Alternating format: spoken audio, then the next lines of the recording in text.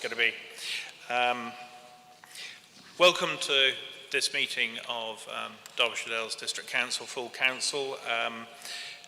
It is 6 o'clock, so I'm going to start the meeting. It's a very busy agenda that we got in front of us, and therefore, if I can request that you avoid asking questions that you've already asked by email previously, and try to limit your questions to things that are really going to make a difference to the way that actually you vote when you come to make the decision. So I think that will help us get through the agenda. My intention is to get as far through the agenda as we can. It'd be good if we could finish it, but that's clearly up to all of you within the room. The agenda, I'm intending to broadly stick to the same agenda that you've got in front of you. However, on agenda 8, which is the petition, I'm intending to follow that with motion B, as they are quite closely linked. And then item 12, which is on Vision Derbyshire, also I think links in quite well with motion A, so we'll take that immediately afterwards. Oh, motion A has been withdrawn. Sorry, okay, so that we'll carry on as we were. I've also been made aware of the death of Councillor Hilary Young, who was currently Mayor of Bakewell, but also was a past councillor of this authority, and therefore I thought it would be appropriate to have a minute's silence just to think. Thank you.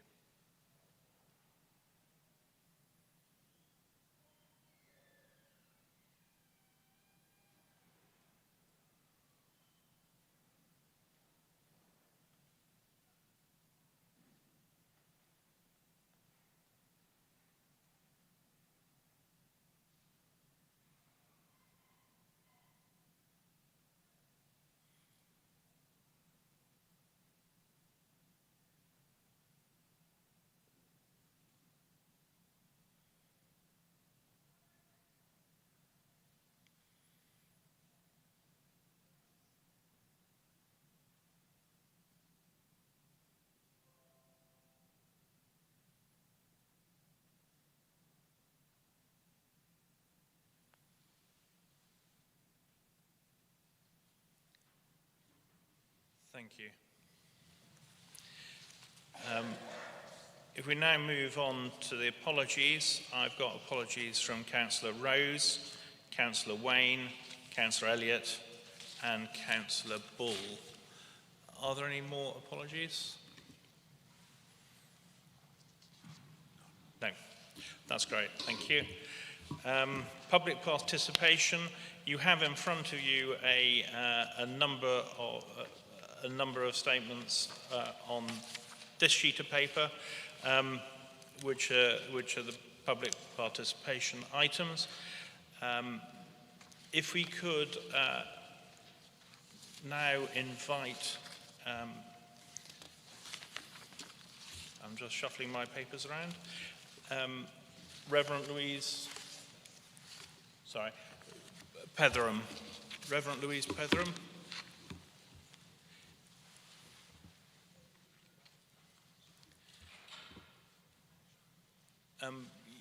Thank you very much. You've got 3 minutes, and I won't warn you partway through because it will take you off your stride. Good evening. Thank you very much. Thank you very much. I am here as a trustee of Hope Valley Climate Action. I see that on agenda item 9 you are discussing a proposal for free car parking during December. I am delighted, of course, that the Council has declared a climate emergency and has declared an intention to lead by example. I therefore would like to ask the Council to, this year, support those who travel by public transport or active travel, rather than those who travel by private car. Thank you. Thank you very much. and there is a response underneath on the paperwork. Approval of the minutes of the previous meeting. Can I have a proposer and seconder? Councillor Purdy, Councillor Michelle Morley. Thank you. All in favour?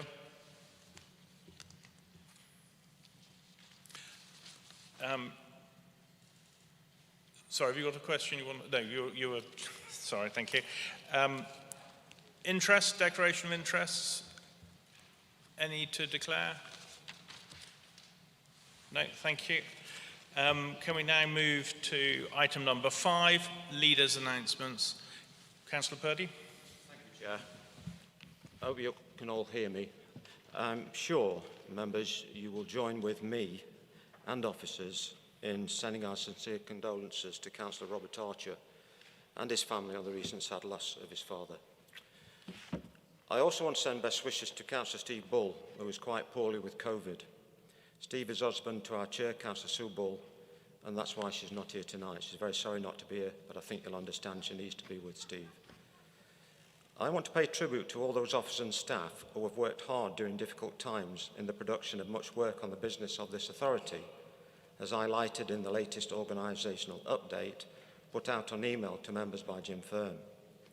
I'm aware that Councillors Sue Hobson, Mike Ratcliffe and Paul Cruz have paid tribute to Paul on the amount of positive achievement by the staff of this authority, but I would encourage others to comment as well. I think praise is worth a lot and it helps keep members' morale up. I recently attended the launch of a hydro project at Arkwright Mills in Cromford, actually last week, the birthplace of the Industrial Revolution. The project will provide an excellent environmental and sustainable clean source power to help the mills target their zero emissions. I think the year was stated as 2039, so I apologise if I've got that wrong. Yesterday I met with Simon Gill, Director of the Arkwright Society, together with his architect James Boone, and I'm grateful to Dr Mark Askey and Chris Whitmore for attending to witness the green energy plans for this historic mill and to be able to give their professional advice with regard to the necessary planning application. The project has been extremely well supported by Valiant Boilers of Belper and who are currently working on a new domestic boiler that can be powered by gas and hydrogen, providing for a much cleaner energy source. This is expected to come on stream in about the 2030s, but will of course have to address the question of supply. Isn't it amazing that the wheel is coming full circle since about 1771 when Sir Richard Arkwright built his first mill in Cromford, utilising the power of the River Derwent, and is now to be repeated but with much more sophisticated means. I am convinced that advancing technology will help us move forward swiftly to a much greener and cleaner environment. Only last week I read a report that Toyota tested an hydrogen-powered car in the USA and that it had achieved over 600 miles. I wish Mr. Bezos would listen. Our time will come to be known as the future as the second industrial revolution, but a green revolution, and isn't it great that it's happening right here in the Derwent Valley? With thanks to Dave Turvey, whose idea it was, on the evening of 23rd of October, there is a dedication evening at Matlock Bath Illuminations for Councillor Joyce Pawley, who sadly passed away a few months ago, when hopefully an arbour will be in place in Derwent Gardens, Matlock Bath, with the help of Councillor Peter Baranek and the result of the kind donations by the Parish Council and the traders in Matlock Bath. Excuse me. So I thank them for their generosity. So the monies are donated in Joyce's honour to mark her work and dedication to Masson Ward. This has been carried out with and in conjunction of her husband Chris and the family, who are to attend on the evening. At the request of Chris and the family, any monies raised on the night will go to the Macmillan Cancer Charity. I do hope to see a good number of councillors there on that night to support Joyce and Chris and the family. Thanks very much, Chair. Thank you very much, Councillor Purdy. So we might now move on to the Chairman's announcements. You have a statement here from Councillor Steve Wayne, which details what he's been up to recently, as he's not currently present. Thank you. So if we move now on to committees to receive the non-exempt minutes of the committee shown below. Could I have a proposal? Sorry, thank you. mindful of the length of the agenda of this meeting and with reference to the minutes of the Planning Committee on the 10th of August and the 14th of September, I would like to make the following response to Councillor Gamble, who has submitted a question under Procedure Rule 15, which is listed later on in the agenda. I would first of all like to thank you, Councillor Gamble, for your question and for the further opportunity to address the concerns that you have raised. As members will know, Planning Committee meetings can be challenging meetings to chair. Nevertheless, it is vital that all members feel their contributions are accepted, respected and valued. On this occasion, I apologise that my approach fell short of the expectation that I have of myself and that should hold of each other. I also welcome the opportunity for further training as well as feedback generally from members and officers on the committee following each meeting on what should improve as well as what has gone well. It is regrettable that you felt the need to complain formally to the monitoring officer, and my intention will be to ensure that you do not have cause to make any such complaints in the future. I hope that we can put this matter behind us and focus on ensuring that our contributions to the Planning Committee will be positive and respectful from here on. Thank you, Chair. Thank you, Councillor Atkin. So if we can move those minutes, could I have a proposer and seconder? Councillor Donnelly and Councillor Hobson, thank you. Approve, all in approval? Thank you. And can we move on now to item number 8, petition for waste management services. James, would you like to give a quick introduction? Thank you, Chair. Members, I'm just going to provide you with a procedural overview of this item. The report sets out in detail the provisions of the Constitution. But in summary, we've received a petition with 597 signatures seeking the Council to commission an independent inquiry into Serco's delivery of its 2020 waste contract and impose penalties for non-compliance where they are found to be applicable. This matter has been referred to you as the principal decision maker on this matter, and the Constitution gives you the remit to consider what action, if any, you wish to take in response to the petition. The petition organiser, Mr Dobbs, is here this evening, Chair, and he has indicated he wishes to speak to the petition, so I'm sure you'll bring him through to address Council shortly. Paragraph 2.3 of the report sets out in detail the process to be followed, but essentially, members, what you would be asked to do is to at least put a motion forward in terms of how you intend to determine this petition. That will have to be proposed and seconded.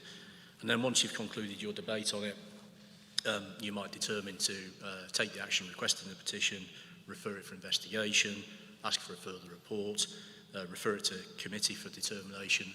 That's not an exhaustive list of options. There are a number of options available to you, and as you're aware, you have a motion on the agenda which seeks to address the request within the petition. So this is a procedural part of perhaps the consideration of the request of the petition, Chair.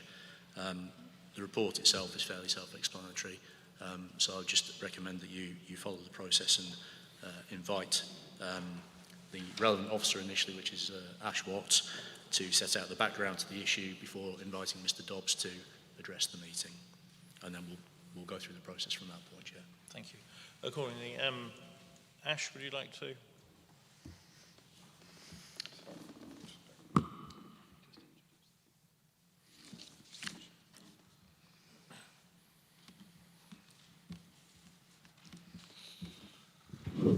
Thank you, Chair. Just to introduce the report that James has already started with here, I'm happy to support this in any particular way. My team and I have obviously worked very closely with the situation, and we'll make ourselves available to whatever members decide to put forward this evening. Thank you. Mr Dodds, would you like to?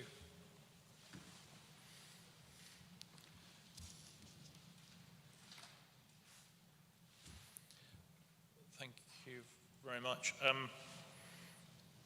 You have three minutes. I'm not intending to interrupt you halfway through to say you're halfway through. You'll have a straight 3 minutes. And thank you very much. Start when you're ready. Thank you, Chair. Councillors, my name is Peter Dobbs, and I'm here to represent those who signed my petition, currently over 700. We've had, in the Council's own choice of words, an emergency in waste collection that has now lasted many months.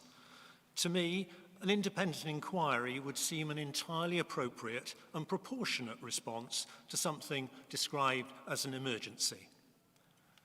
I do not imagine that there's a single councillor here who has not had emails from residents who have suffered cancelled waste collections, probably contacting you after first having reported the problem to the council. How did you reply? I made such a request to my ward members, but heard nothing. Was it because there was no information available? Why was this? Was there no plan, or nobody to communicate the plan? Was I alone in this lack of response? It seems not, as Andy from Darley-Dale, Julie from Ashbourne and Carol from Brailsford will testify. All told me the same story, little or no helpful information. This is not a way to retain the confidence or trust of residents in an emergency.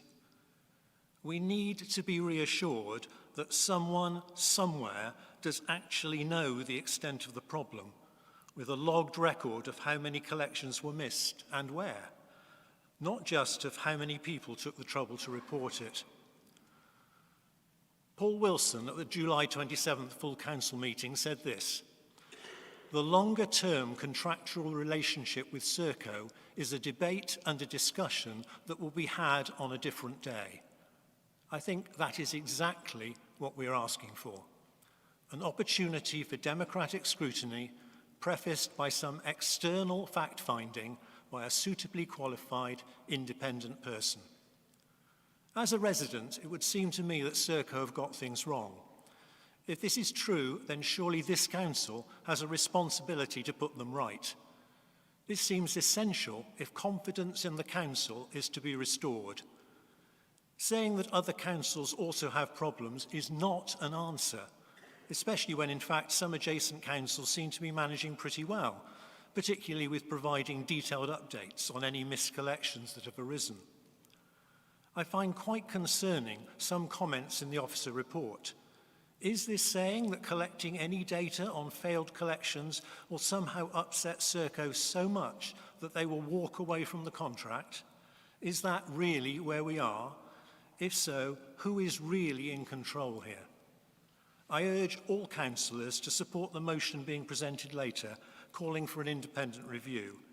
Residents need to be reassured that the council is working together to find a solution to the current problems. Surely, requesting that fresh eyes review how we got into this situation is an obvious next step. Thank you. Thank you very much. I haven't actually myself got any questions to follow up, but thank you very much. There'll be plenty in the discussion that follows. So thank you very much, Mr. Dobbs. Thank you. Can I go back to Ash, if you've got any further comments to make on? No, Chair, no further comments. Thank you. That's great. It would seem a appropriate measure to move straight to the motion B and to discuss that, because that covers actually a lot of what was in the petition and the response. So rather than having two sets of discussions on the same subject, if we could move to motion B.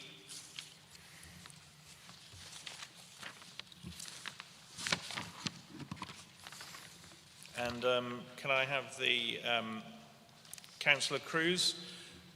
Thank you, Chair. Do you want to introduce your motion?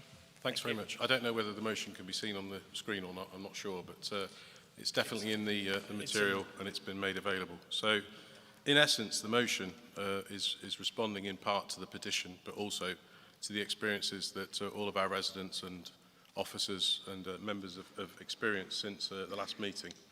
So I think the first point, having 700 people in our district taking the time to sign a petition and requesting an independent review, clearly means we have to pay attention to this topic. and the interaction between DDDC and the Serco contract. I know all members are aware of the disruption the waste collection has caused our residents. Why do we need an independent review? Serco have failed our residents and this council. They allowed the service to fail and then asked us for money to prop up their contract, while at a corporate level they are making multi-million pounds worth of profit. I have some sympathy with the officers in trying to deal with this situation. However, I believe the seeds of this crisis were sown when the contract was developed. We have already paid tens of thousands of pounds above the contract level before the HGV driver issues. At the last meeting, we were told it was all about driver wages and a lack of HGV drivers linked to Brexit. This council responded by approving a report that shared Serco's cost in increasing driver wages. I did not support that. I did support driver wages going up. I didn't support this council paying for that. The result so far is we still have a major problem, so it hasn't worked. At the last meeting, I asked if there were other factors impacting Serco's performance. No clear answer from Serco or our officers. Suddenly, we're faced with industrial action. What in heavens is going on? Are Serco the right partner? I was completely unimpressed by Serco's senior management at the last meeting. They just didn't seem to care.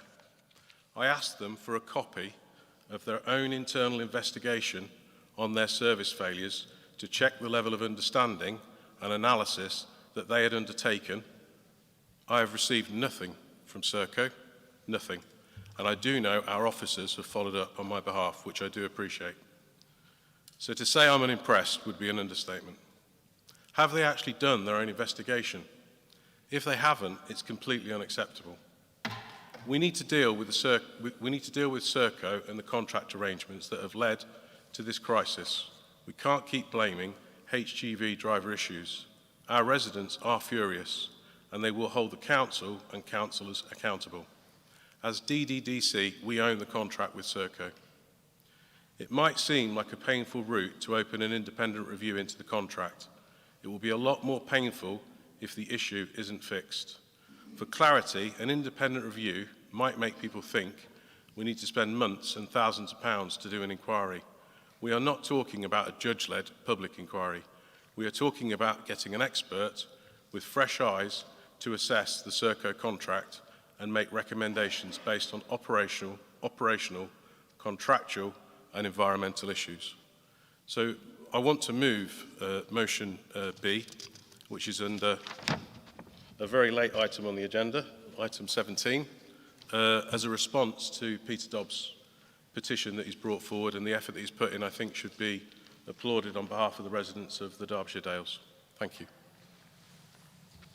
Thank you very much. Councillor Swindle, you were seconding this. Would you like to speak now?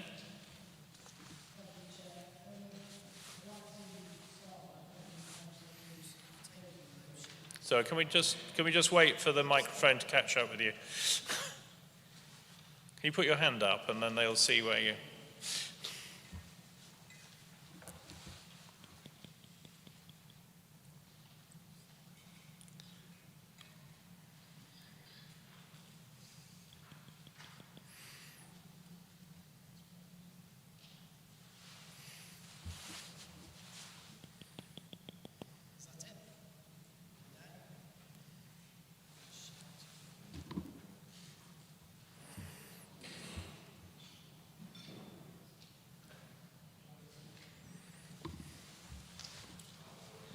This one? Yep.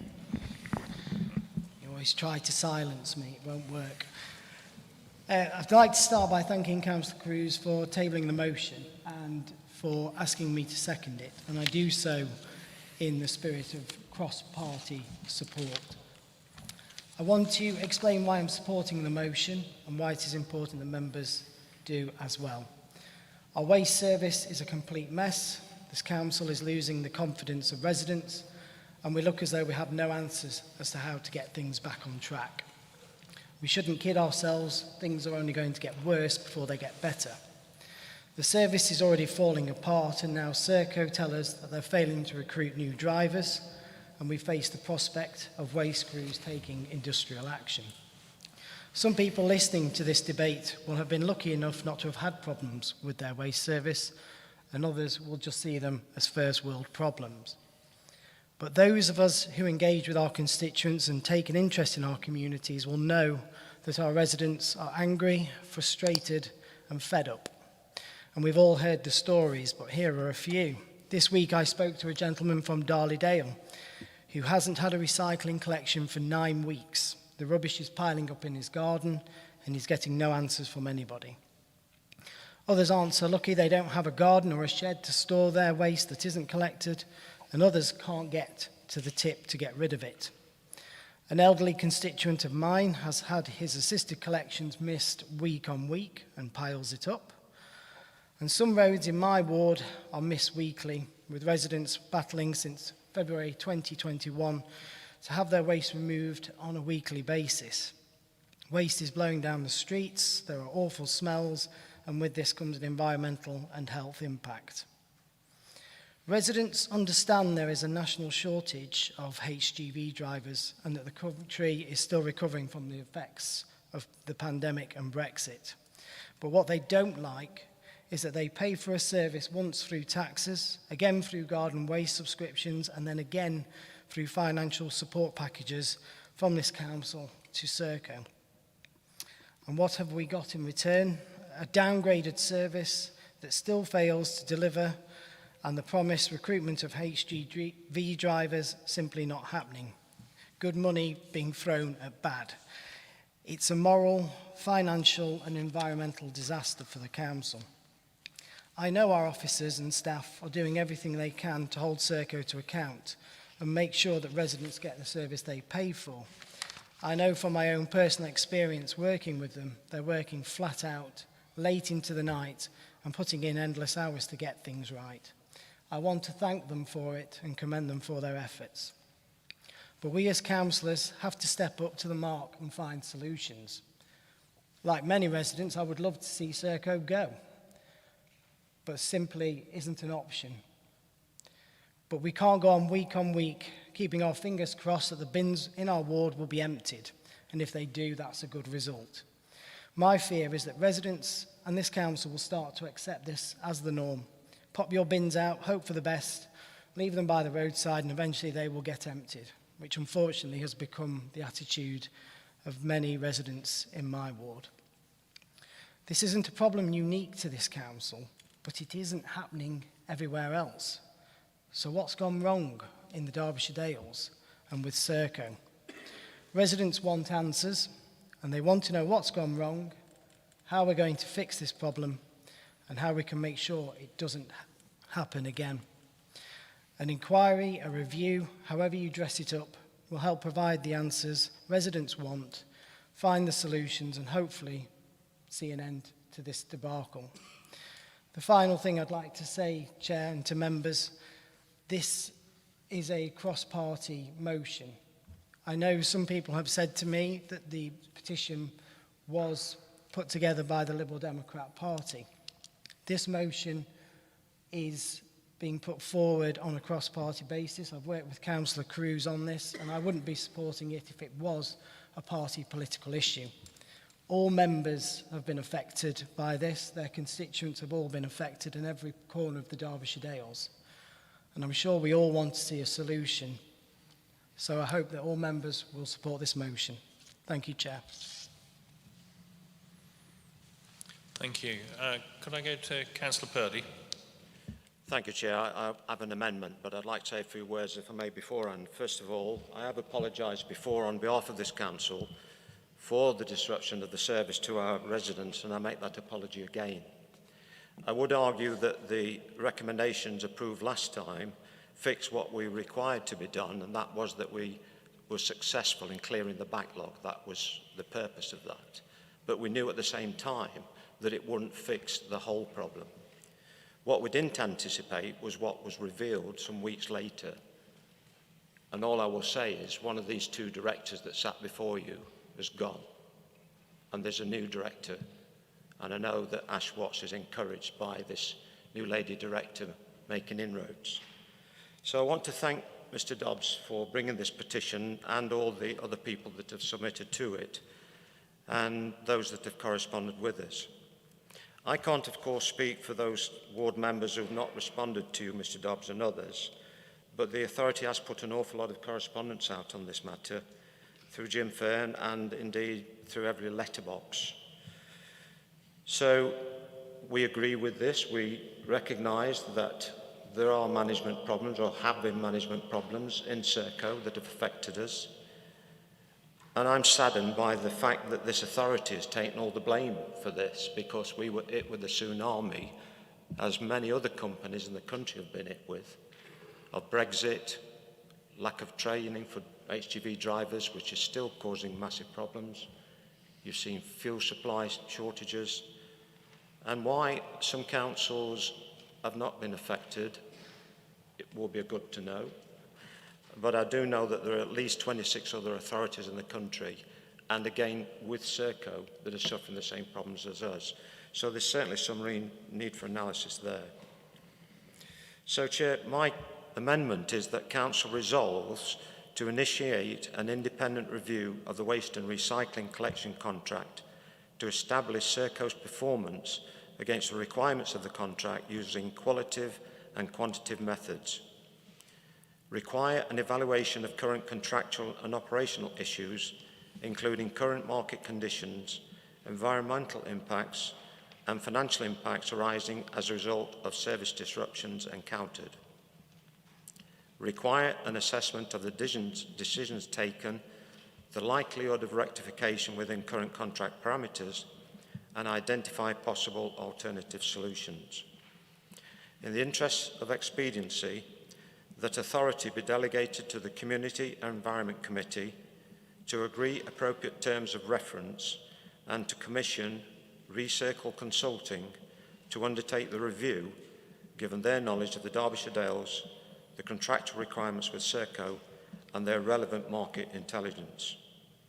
That the review be completed by 31st of December 2021 and reported to an extraordinary meeting of the Community and Environment Committee in January 2022, and that a supplementary revenue estimate of £20,000 be approved for 2021/22 for the appointment of Recircle Consulting to undertake the review. Thank you, Chair. I think we've got printed copies of this amendment, which will be handed around just so you know exactly what we're looking at.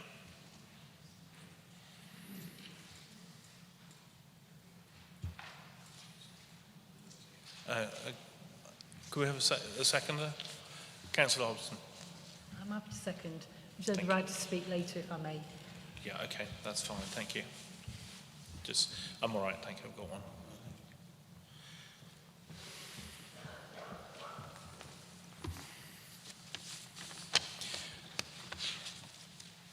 Okay, I've got a few people who had indicated a wish to speak.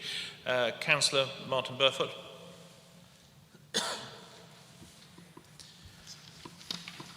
Thank you, Chair. I strongly support the motion proposed by Councillor Cruz and endorse the petition, whose numbers are increasing daily. I've not had time to absorb the amendment proposed by the Leader of the Council, but I think it sounds as if it's fairly comprehensive. Myself and certainly all opposition members, certainly all members of the Council, I suspect, have been horrified that despite the COVID bailouts paid to them, and all other concessions and service suspensions that we've faced, Serco's performance and service delivery has hardly improved at all. In fact, it's much worse now that we have the industrial action on our hands as well. In fact, probably for the first time, collections where we live in Matlock have not taken place today, which isn't surprising, I suppose, given the industrial action tomorrow and Monday. Serco submitted a tender to the Council along with others to win their present contract, but I guess all members have been inundated at times by residents' justified complaints about non-collection, in some cases for weeks on end. The more straightforward areas have experienced fewer problems until now, as I've just stated. Given the overriding problems which persist, despite our officers' best endeavours and constant complaints to Serco's local management, and here I must give particular thanks to Dave Turvey, who obviously took over responsibility of this service only a short time ago, and it's not his original expertise, but I think he's done a fantastic job along with remaining colleagues in the waste and recycling team. But surely the only answer now is to institute an independent inquiry as soon as possible in order to determine what exactly has gone wrong. That will ensure that all underlying issues, including Serco's management of their contract from day one, can be fully investigated with a comprehensive report provided for officers and members, as Councillor Purdy has just explained. Remember, our long-suffering residents expect and deserve answers, and hopefully recommendations for substantial improvements to the collection service, or otherwise even revocation of Serco's contract. Thank you. Sorry, I should have gone back to Councillor Cruz. Bearing in mind that we've got Councillor Purdy's amendment here, are you happy to agree with that amendment, or do you want to stick with your original motion? Thank you, Chair. Thanks for coming back to me. I've got a question, if I may, of Councillor Purdy before I can maybe comment on the amendment. Yep. So I don't know anything about Recircle Consulting. I've got no background of their pedigree or, you know, how do I know when we put the word independent in this amendment that they are truly independent? Thank you. Chair, I would have to refer to our officer to answer that fully. I've got some knowledge of this consulting company, but not as full as Ash. If Ash would kindly respond to that. Ash. Thank you, Chair. Recircle Consulting is run by the consultant who, Eunomia, members may recall, Eunomia Consulting, who were appointed to provide support in drafting the scope for the procurement of the waste contract. They supported the council throughout that process, and Recircle is run by the lead consultant from that process. He is independent in the sense that he was working to a brief that had been approved by council to deliver on the contract that we have in front of us.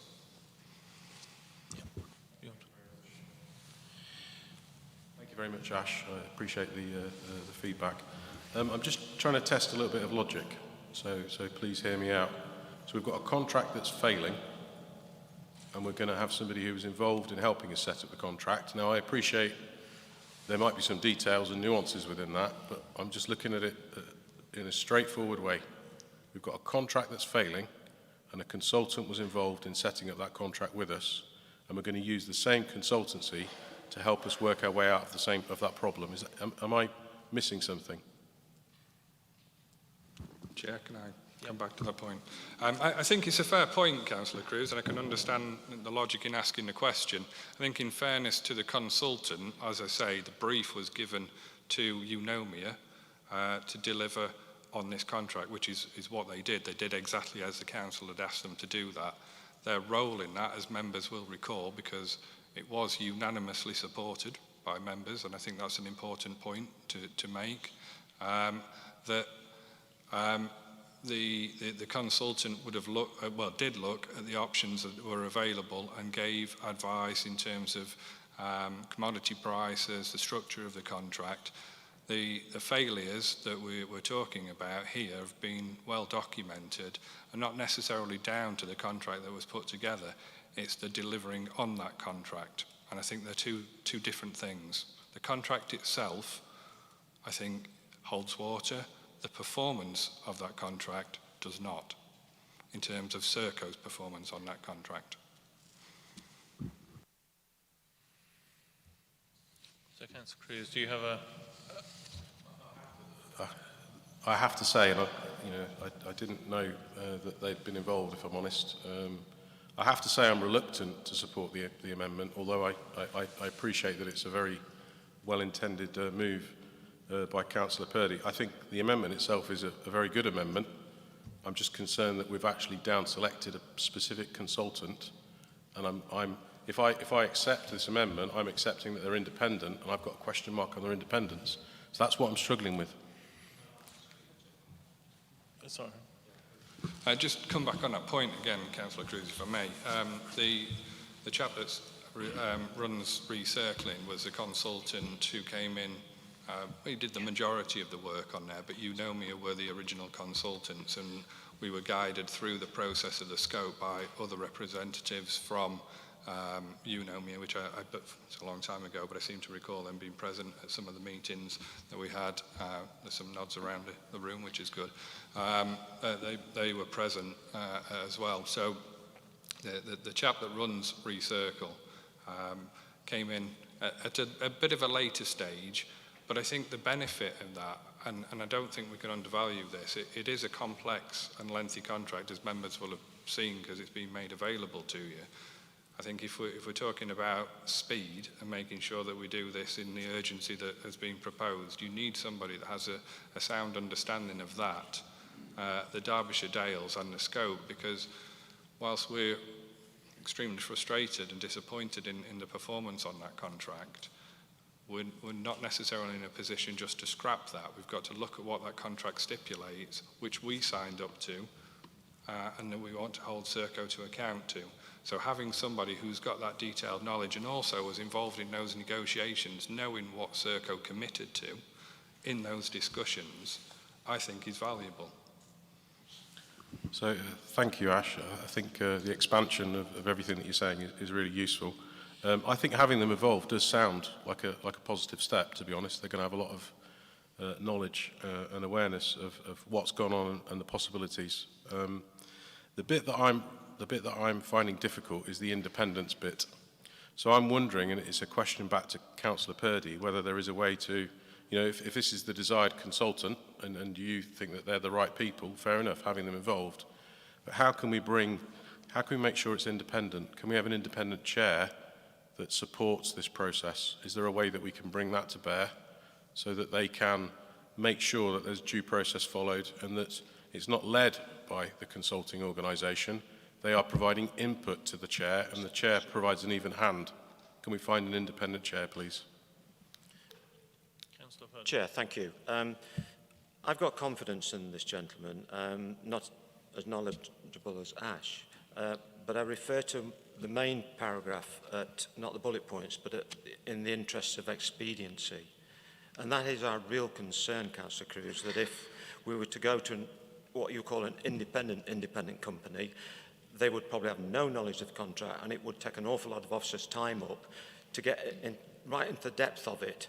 So here we've got somebody who's on the starting blocks already. And so I would recommend this amendment, I really would. I think what might be appropriate is, with the blessing of Mr. Wilson, is for a subgroup to be set up, and we agree the numbers on that, and that consultant reports back to that subgroup. That help?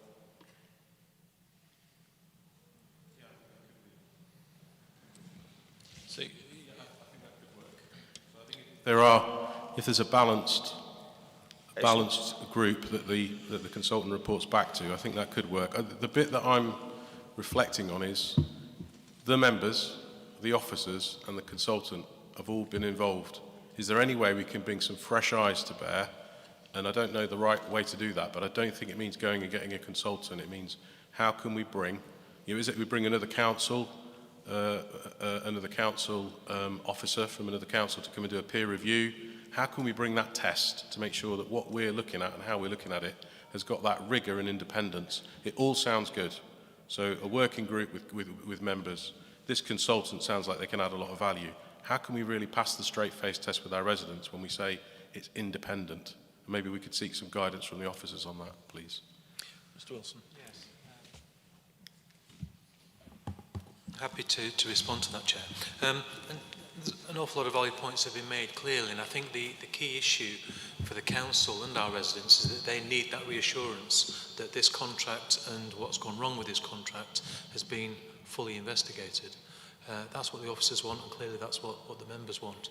I think in terms of this commission, clearly time is of the essence. There's an awful lot to do, and the reason I think why it would be sensible to go to community and environment committees is we could set out the terms of reference as to exactly what you want the consultant to look at, the outputs that you expect, and the process that we use to get there. And that process will clearly involve a number of different elements. It will involve the consultant doing quite a lot of number crunching, looking at the requirements of the contract itself, but also getting that qualitative intelligence, which they can only get from you as elected members and from hearing the responses of our residents. So I think a working group with representatives from all the political groups could be constituted to actually form part of the brief, such that you can input into that and then clearly have oversight of the process as we go through it. So that certainly could be achieved, and if you're confident with that approach, then officers can actually work something through ready for the November Community Environment Committee. So I'm almost there, right? The bit that I'm missing is how can we bring an independent, fresh set of eyes into the process? It doesn't need to be spending lots of money. There are lots of authorities we could reach out to that are probably nearby, where we get somebody to come in and really do that peer review with us and do that assessment with us. How can we do that? We could certainly, maybe they could chair the working group. Yeah, absolutely. We could certainly give some thought to who that may be and make that a requirement of the project, if that is what members require. I think if that gets taken on board in the amendment, then I'm happy with the amendment. Chair, I'm happy for that to be sought through Paul. I would hope that you will be on the working group, Councillor Cruz, because I know you've got a lot of expertise in this area, so I'd value that from nomination from your leader. So I think we seem to have found a solution. Hopefully we can go forward. Thank you. Okay, if we're proceeding on that basis, which is on this written amendment here, put forward by Councillor Purdy to the original motion, is Councillor Swindell content with that? Sorry, with the independent chair. Thank you, Chair. Is that on? I can't tell, my voice is that husky, sorry. Yes, I'm content, Chair. I had similar reservations as Councillor Cruz with regards to Recircle. And keeping this independent, because that's one of the things that people want, and it's what I want, and I'm sure this council wants. I think it's a matter of trust in our officers that this will go ahead independently, and I was going to suggest, as Councillor Cruz has, that we do it as a sort of peer review and bring somebody in from a neighbouring authority, preferably where things are working and going right, and you know, we could look at that. But it is, for me, a matter of getting things moving as quickly as possible. If we don't pass this tonight, we've got another month, 2 months until we can put another motion on the table. And we want somebody who does know this contract inside out. And I have a lot of trust in you, Ash. I defend you on a daily basis. You know, I think you are doing a really good job, and I'm going to trust you in this as well. So I'm content, and thank you to Paul for sort of delving into those issues. Councillor Swindell, I also had you down to speak. Have you said everything you want to say, or have you got more? Yes, I think so, Chair. That's great. Thank you very much. I've got 6 people down, 6 councillors down to speak. Councillor Gamble.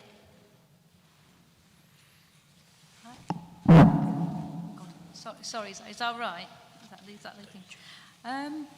Right, on this, the amendment, I do actually agree with Councillor Purdy. I do see the value in having someone who knows the contract. I think that's valuable, I think, rather than starting with the contract again. And again, if we can go for a group that has multi-party membership as an oversight. The only other thing I would be a bit happier with, I'm quite happy for the community environment to set the terms of reference. I would like it to come back to full council. I think that would give an opportunity then for full council to, but I'll leave that to people. And then really what I wanted to say was that, and I think part of this, we do need to look at actually how the management of this contract has gone on. I hope that will be part of the quality of look of this, because you know, we all in July, we passed a set of measures. Yes, I agree, we realised that we're going to be part of this was going to be catch-up, but I think after that we expected that the reduced level that we'd agreed to with Serco would be something they'd be able to keep to, and would be a reduced level that would help them sort of get back on track with things until driver numbers or whatever picked up. And that really hasn't happened. There doesn't seem to have been any plan from Serco. anything that they've been able to implement, and I'm afraid that does imply either management incompetence, or they knew in July that they wouldn't be able to actually live up to what they said they would do in July if we gave them more money. And okay, there's a new person. I know that this person is supposed to have been, but still, even in the last week, you know, I've been told that a collection happened in a village that just simply hadn't, which was a repeat of a previous exercise when they said they'd been on Friday, couldn't collect it all, finished on Saturday. They'd done nothing of the kind. They then collected the village that's on the same routine round, completely missing out the catch-up. I mean, this just points to mismanagement and a lack of able to actually manage a contract, and I hope this external review will start to look at issues like that, because, you know, as everyone else has said, residents look at this as a contract that we awarded to Serco, that they are starting to ask questions. Are we capable of managing contracts that we award? And they are starting to lose confidence, and I hope that this process will start to put some confidence back into residents, into feeling that there will be something that comes back here that we will end up with something that we can keep to. I think people understand crisis. People understand the idea that they won't be, everything won't happen as it normally has. But we have to reach a situation where we have some level of service that is kept to. We have to keep residents informed. I think I've been told that quite often the information has been very poor and it hasn't been put out because it can't be relied upon. That has to change. That has to, we have to be able to give residents, if something doesn't happen, we tell them it doesn't happen, and we have to tell them when it's going to be rectified. And I really hope that this process will get us to that place. And well, that's it. Thank you very much, Councillor Gamble. Councillor Fitter.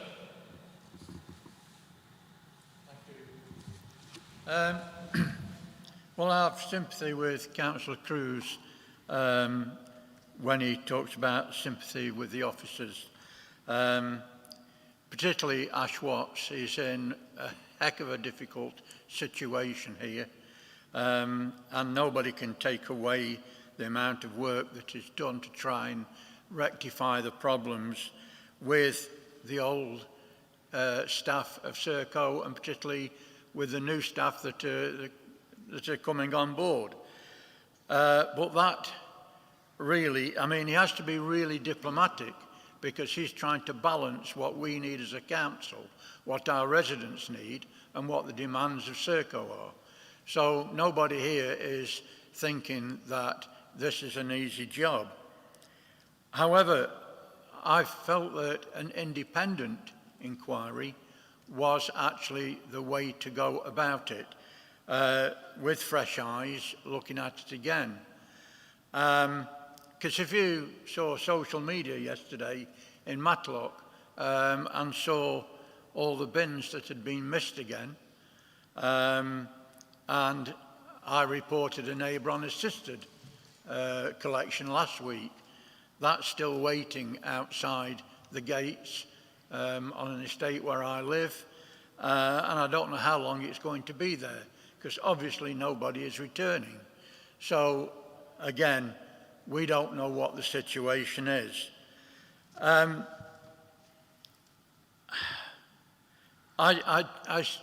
listened to what Councillor Purdy had said, and my first thoughts as he was reading the motion was, oh no, not another watered down amendment, because we've had plenty of those over the years.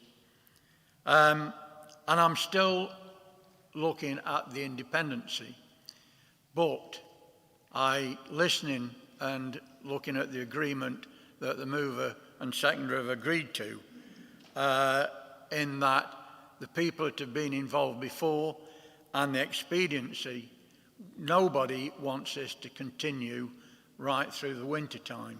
We all want a situation, we all want it cleared up, we want a good service as we used to have, whether or not, or regardless of whoever does it, we need to get these bins emptied. And there's a piece on here which talks about the environmental impact, which hasn't been quantified. And I think as time goes on, it will get worse. So looking at it in a new fresh pair of eyes again through debate, I'm willing to support the motion if my colleagues are, but I do have concerns that this ties our officers up even further, with it not being a particularly independent review, as in the real meaning of the word independent. It is tying them to more work on we're not over COVID yet, we're still feeling the effects of COVID, and our staff are as well. So it is the workload that I'm concerned about, and the strain that it's going to put on our officers. But I have no doubt they can do it, and I will look for expediency, and I will support the motion. But now and again, we just hope that when a Liberal Democrat or a Labour or an Independent or a Green Party member put a motion forward, we may get it unaltered. Thank you. Thank you very much. Councillor Sue Burfoot.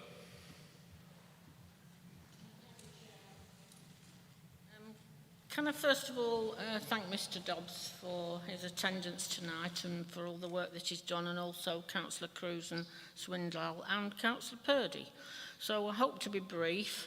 I think it's quite refreshing actually that we're all at least aiming to come up with a solution to this problem, and that we're all working together. Now, I'm cynical enough to know that our motion as it stands would not be passed and that the amended motion will be.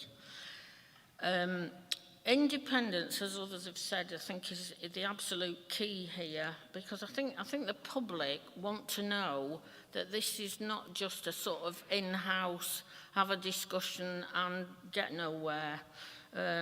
It needs, you know, this question of independence is key. I really hope, actually, that Serco are listening to this tonight. I really hope they are. I think we've reached almost a perfect storm in that we've been asking officers to do what might seem to be an impossible task, having to deal with day-to-day crisis management, basically.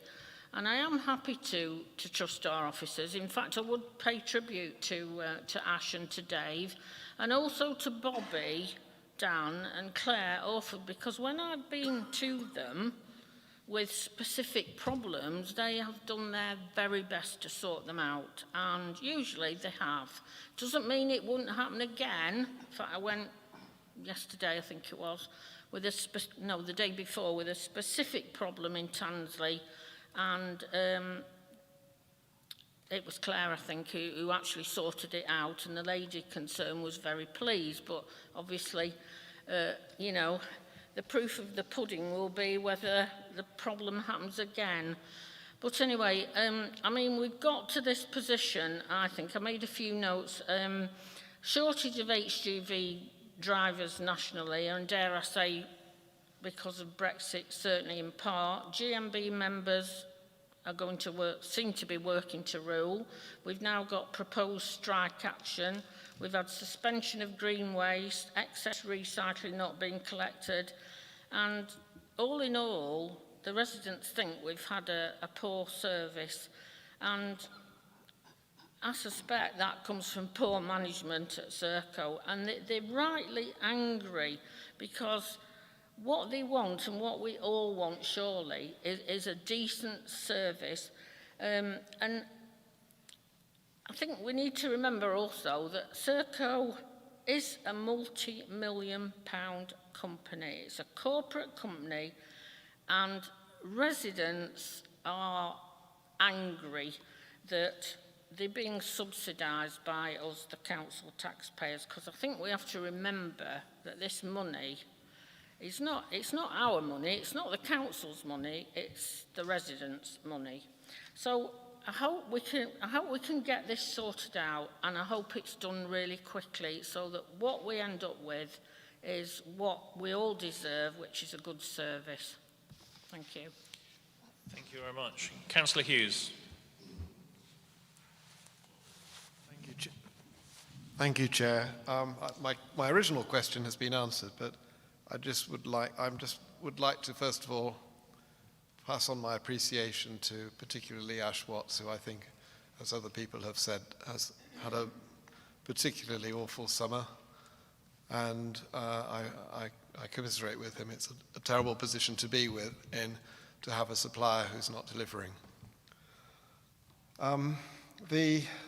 I think I'm going to just concentrate on one point, and that is the independence of the consultant. I've heard what has been said. The issue really is who is going to write the report. And is it going to be Recircle who writes the report, or is it somebody else? Is it the committee or the working group that's going to write the report?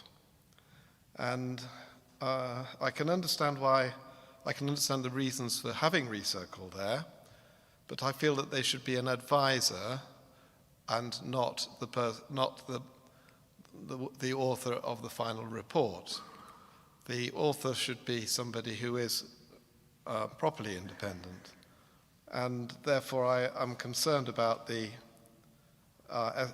supplementary revenue estimate being tied directly to the appointment of Recircle.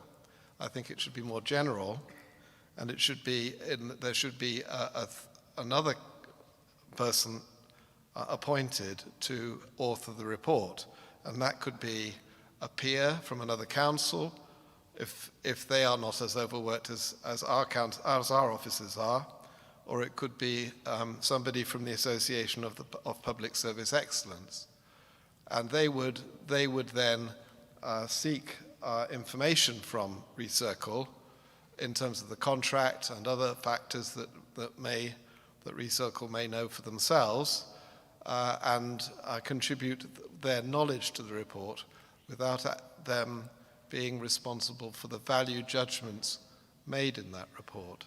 So my concern is still with independence, and I would prefer. I mean, I will support the amendment as it stands, but I would prefer that the words that the budget was not tied entirely to Recircle, but there was the possibility of employing another person to act as the project manager and to write the report.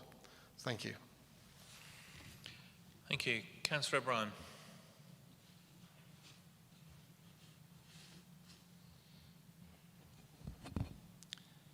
Thank you, Chair. Just to preface what I'm going to say, in Hathersage, the recycling is collected on a Monday. This Monday, Serco duly turned up. They also turned up on Tuesday, on Wednesday, and Thursday. That's one blue bin, one village, 4 visits. Now that, to me, epitomises the state that our refuse service that a few years ago we were proud of has got to. Now I'm going to support the amendment, but as David Hughes has just quite rightly elucidated, I think there are issues around this notion of independence. Our residents have brought this petition to our attention for 3 principal reasons. First of all, they think Serco are incompetent. Secondly, they think there are issues around the nature of the contract, whether it's fit for purpose. And thirdly, there is a view that the management of the contract by the council could be improved.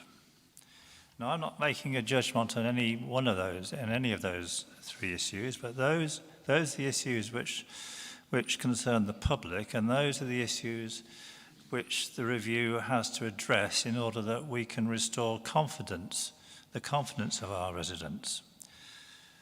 So I would expect this review to look at, yes, the performance of Serco, but also whether the contract is fit for purpose, and whether there are ways in which our management of it can be improved.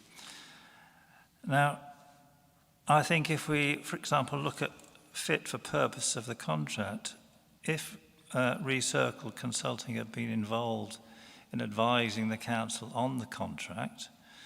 As good consultants, they will probably say, we are not best placed to undertake that role. And I would hope they would say that. Now, in those circumstances, I agree with David Hughes that there should be flexibility within this commission to appoint an external, a further external source of expertise which can legitimately look at all three areas of concern. So I hope that in delegating this this terms of reference to the Community Environment Committee, that will be taken on board, and that we won't find ourselves tied in, I was going to say red tape, but won't find ourselves tied in knots by the decision we're going to take this evening. But we have the flexibility to appoint consultants who are right for the job and consultants that our residents can have confidence in. Thank you, Chair. Thank you very much. Councillor Grettrex. Many of you will remember, oh sorry, have you got me? Yeah. Many of you will remember the winter of discontent back in 1973. Well, this summer for us in the Derbyshire Dales has been a summer of discontent, and now with all the continuing problems with the dismal service from Serco, that we are facing a winter of discontent with repeated problems in maintaining the level of service that Serco was contracted to do for our waste services. Therefore, I'm very happy to support this amended motion in order that residents of the Derbyshire Dales will not feel exploited, that they will be given a better service, and that the taxpayers in all of the wards in the Derbyshire Dales will start to have their bins collected as they deserve to do so. Thank you. Thank you very much. Councillor Salt.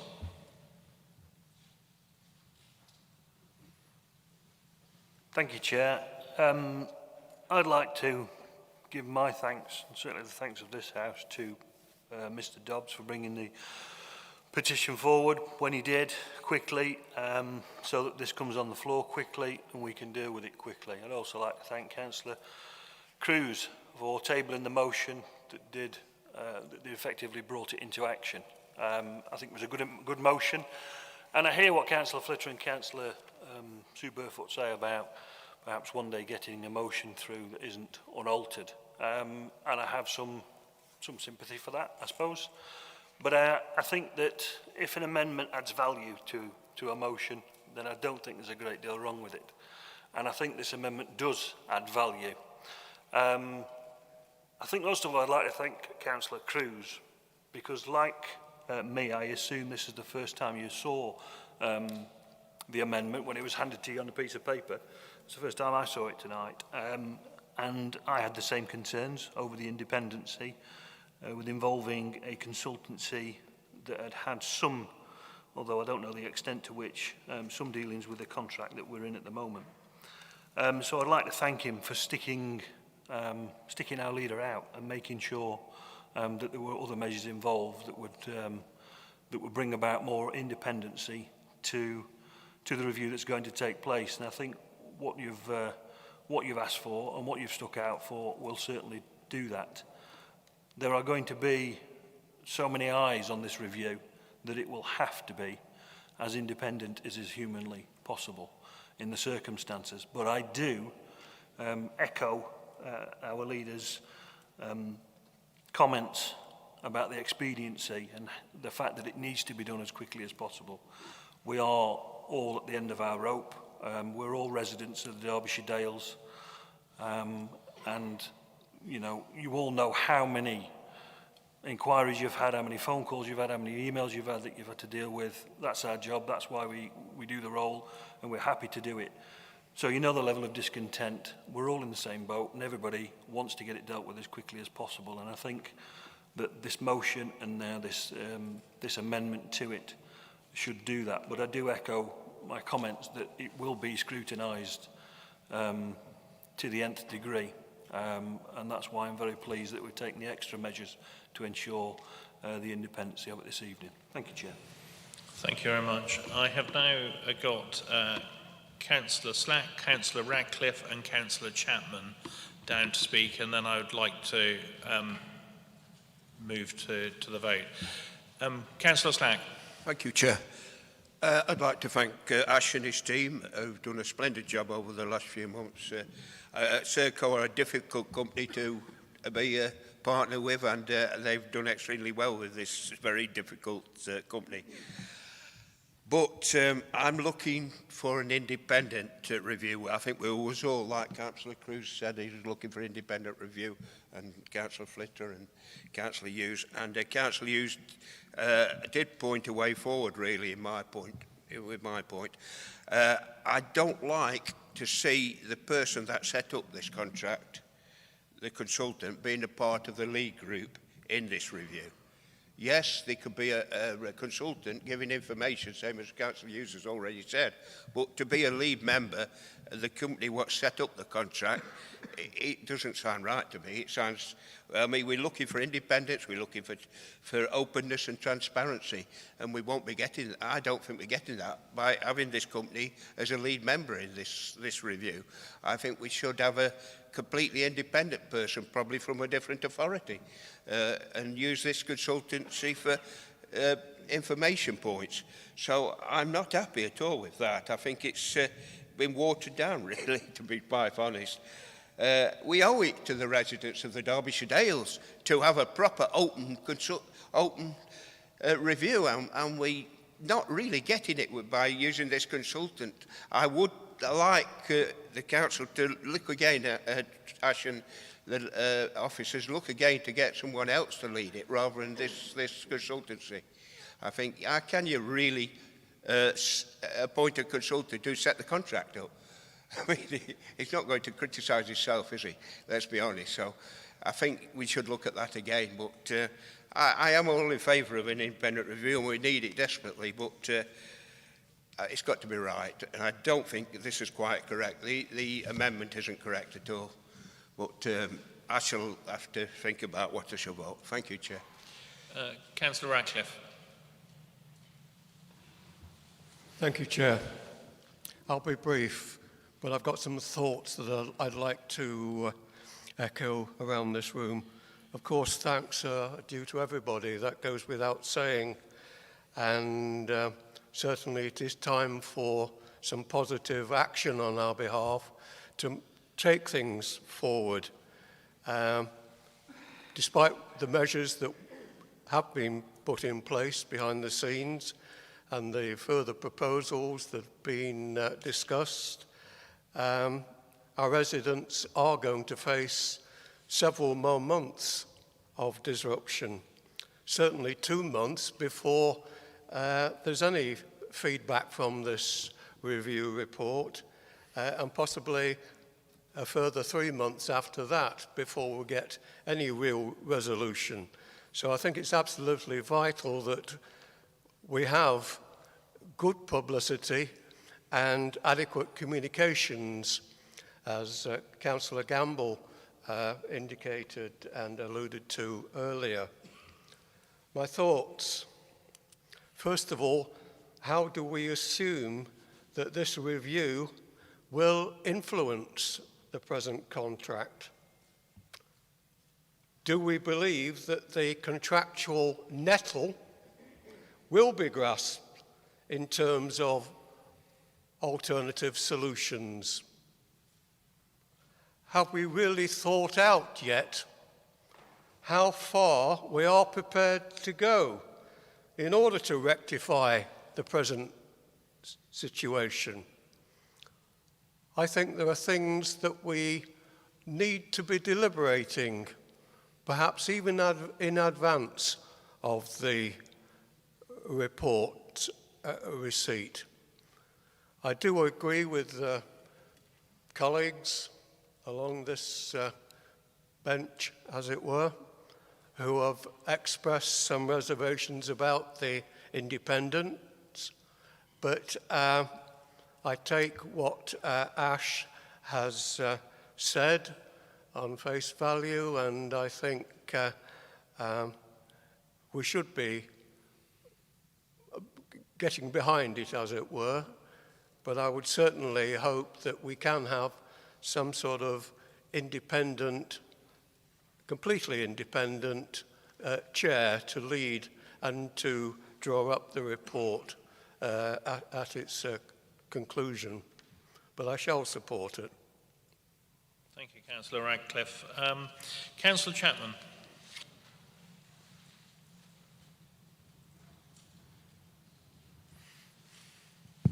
Thank you. Thank you, Chair. I have no qualms about the independence of this company, of Unomi, Recircle, or whatever we term it. This council sat down with that company to formulate and structure a contract. This wasn't a contract that was targeted or aimed or tailored to Serco. This was a contract that we approved, that was discussed with officers and agreed to be a good contract. We are not disputing the contract, we are disputing the carrying out of that contract. Let me give you a simple analogy. Your roof leaks. So you get in a roofing expert who then gives you a report and says, this is what you've got to do, that's his job done.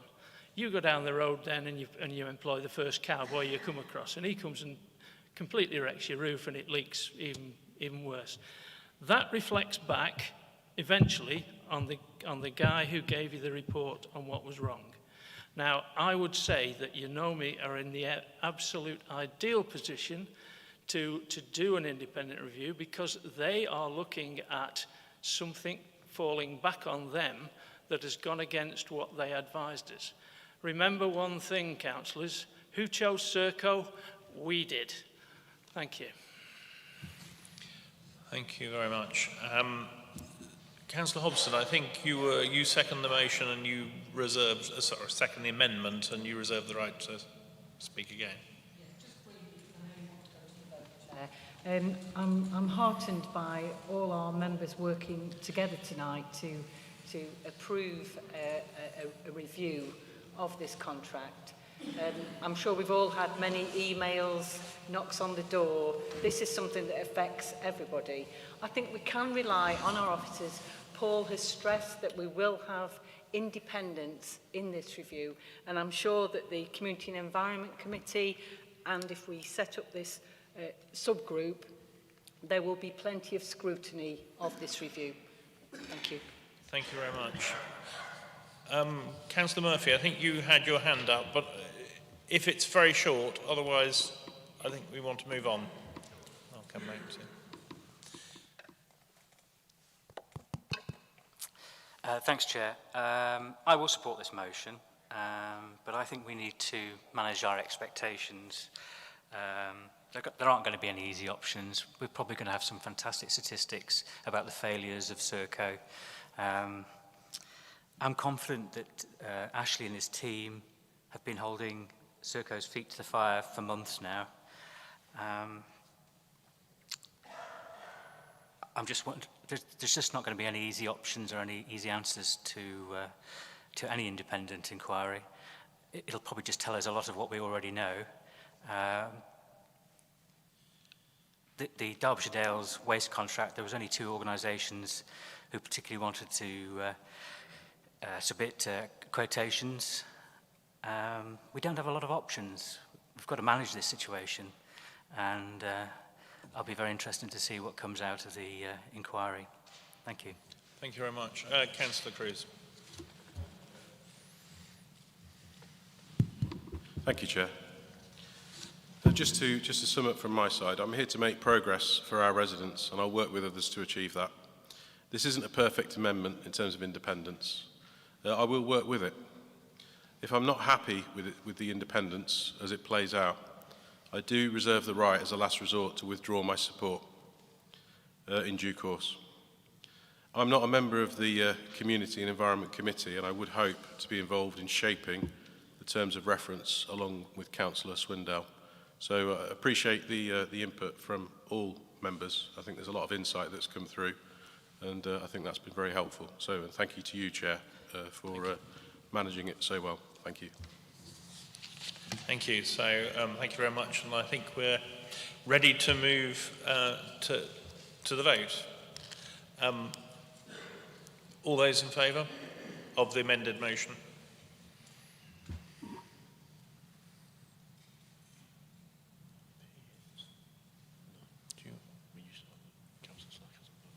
Sorry, could... Yeah. Are you against, Councillor Slack? No. Sorry. Sorry. For, against, abstentions, unanimous. Thank you very much. And thank you very much to Mr. Dodds for the petition as well, and his time, and to all the residents that contributed to that and actually ended up with the motion that we had in front of us, which has just been approved. It was an important issue. We have spent quite a long time discussing it, which was good because it's one of the most important issues affecting the district at the moment. If we move now on to item number 9, parking offer in December. Can I hand over to Ash to say a few words? Thank you, Chair. Excuse me. There isn't a great deal that I wish to add to the report, Chair. It is a short report. What I will say is, whilst the primary focus of this initiative, which has been in place now for 13 years, was to support the business community, based on some of the conversations that I've had recently, especially since the report was made public, and as you've seen tonight with the representation from Reverend Pretham, I'd like to suggest that as part of the advertisement and promotion of the initiative, if members do approve it, that we do encourage visitors and residents to use public transport or car share, etc., as part of that promotional material. There's nothing else I wish to add, Chair. I'm just happy to take questions. Councillor Purdy. Excuse me. I'm happy to move the motion, but I'd just like to respond to the Speaker, if I may, to comment on the fact that the government produced 2 options for local authorities responsible for highways on a bus review. And I was at a meeting only 2 weeks ago where I was informed by the Transport Officer for County Council that they're going for the second option. The first option is for the county councils to take over the bus service. The second option is for them to integrate within a partnership, and County Council of Derbyshire have chosen to do that. And there are other bus initiatives around the county. I think this is the 13th year that we've had this, 11th or 13th year that was started, well before my time. And of course, we're still having appeals from our hard-pressed traders for help. I certainly get a lot of pressure from Ashbourne Town Team, bless them. So I commend this, Chair, in the hope that it will help the High Street traders. Thank you. Councillor Donnelly. Yeah, thank you, Chair. And likewise, Councillor Perry says, I think it's important that we do support the High Street, and I'm more than happy to second the motion. Thank you. Councillor Flitter. Yeah, thank you. Of course, this needs to be supported. It's very welcome for local people and for visitors. But could I make a plea? I've been down Matlock Bath for the last 4 weekends, the eliminations, been inundated with requests from people wanting to know if they have to pay for the car parking through October. And it was not clear to them at all. In fact, sometimes we sent them down to the ticket office to get clarification whether they should pay or not. So I do want everything to be made clear in the notifications that we send out. But I am just concerned about recommendation 2, And I can't see why I would like to make this a permanent thing. And I would like to see the chief officer have the delegated authority to put this in place every year, unless there is a situation where he feels that it needs to come back to the council because of a financial problem, because of some other difficulty that may arise. Why can't we just make it now rather than have to come back time and time again? And I would like, if you would, to make a slight amendment to that to make that clear.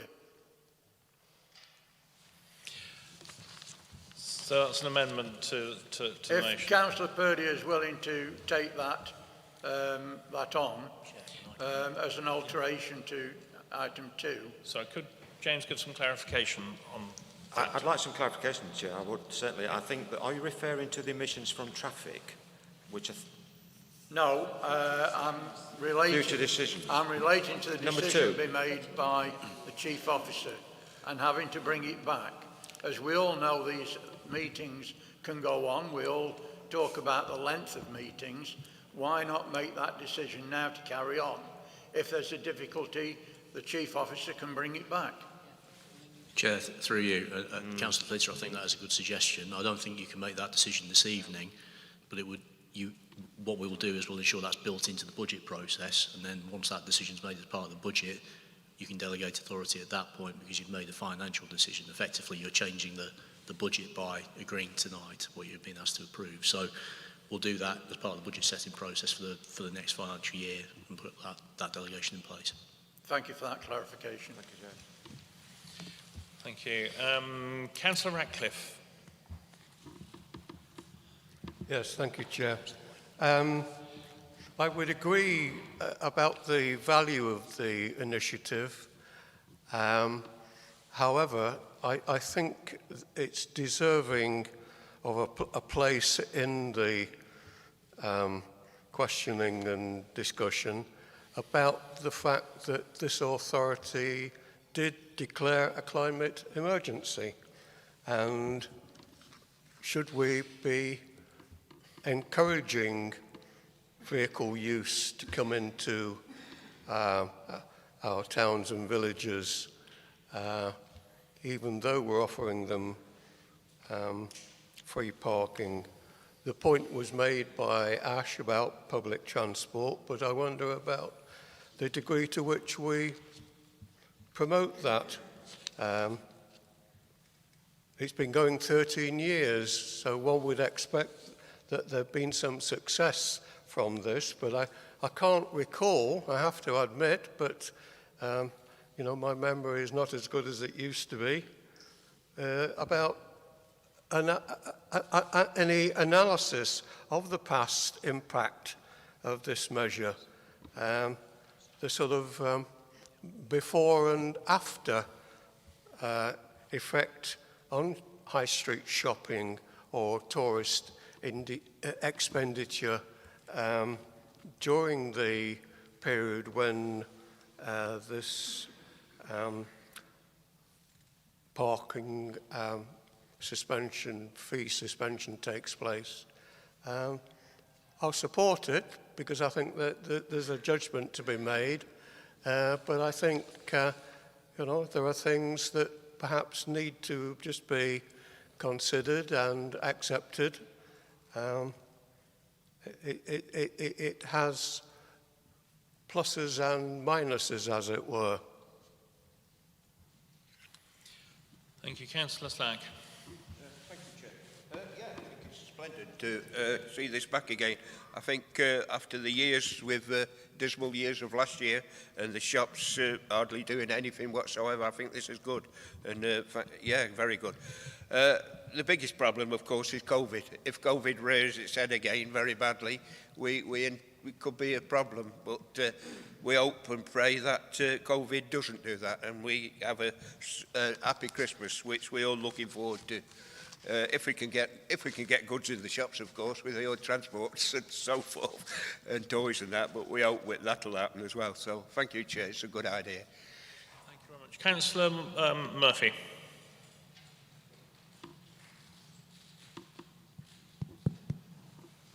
Thanks, Chair. I totally support this. I know, like Councillor Slack has just said, the retailers have had a difficult time in the last couple of years, so I'm all for this.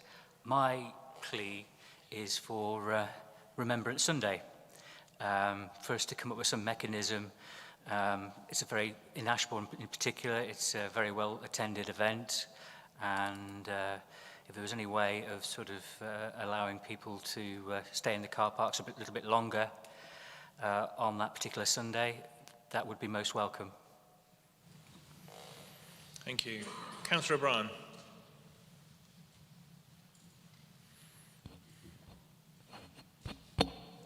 Thank you, Chair. I've got a question and a comment. I apologise for the question. I did put it to officers over a week ago, but I haven't had a response yet, so I need to repeat it here. Could you advise me on how environmental and climate change considerations were taken into account in preparing the report? And the second part is, some authorities choose to promote economic activities in town centres during December by promoting or subsidising public transport. Could you tell me if this has been considered as a greener alternative? And my comment is, I was pleased to hear the footnote in Ash's introduction that as part of the package he will promote the use of active travel and public transport. Could we have an assurance in the promotion of this initiative then we do give equal weight to free car parking and to active travel and public transport? Thank you, Chair. Thank you. I think that's already been covered by what Ash has said. I believe so, but in fairness to Councillor O'Brien, Chair, if I may, he did email me, and I haven't had a chance to come back to him yet, so if I can, I'd like to pick up on the points. I think that we have covered the climate change aspect of it up front. You know, it's a initiative that's been in place for 13 years. It wasn't the primary driver, but I do think it's important that we look to try and balance that. And I think your suggestion is a good one, that we promote free parking and active travel in equal measure, and I'll make sure that we do that. Thank you, Chair. Councillor Wakeman.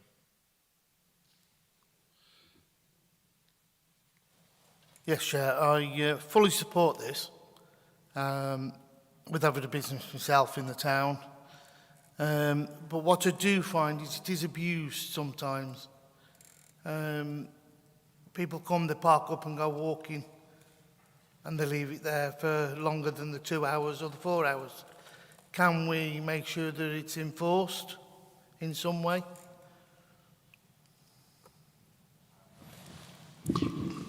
Thank you. I think that's really difficult, Councillor Wakeman. I understand where you're coming from, but without monitoring who's coming out of the car to do what activity, it's really, really difficult to police it. And even some of those people who may be going walking to start with may be calling into cafe shops or calling to purchase things from local stores. I think it's a really, really challenging thing to police. Councillor Bright.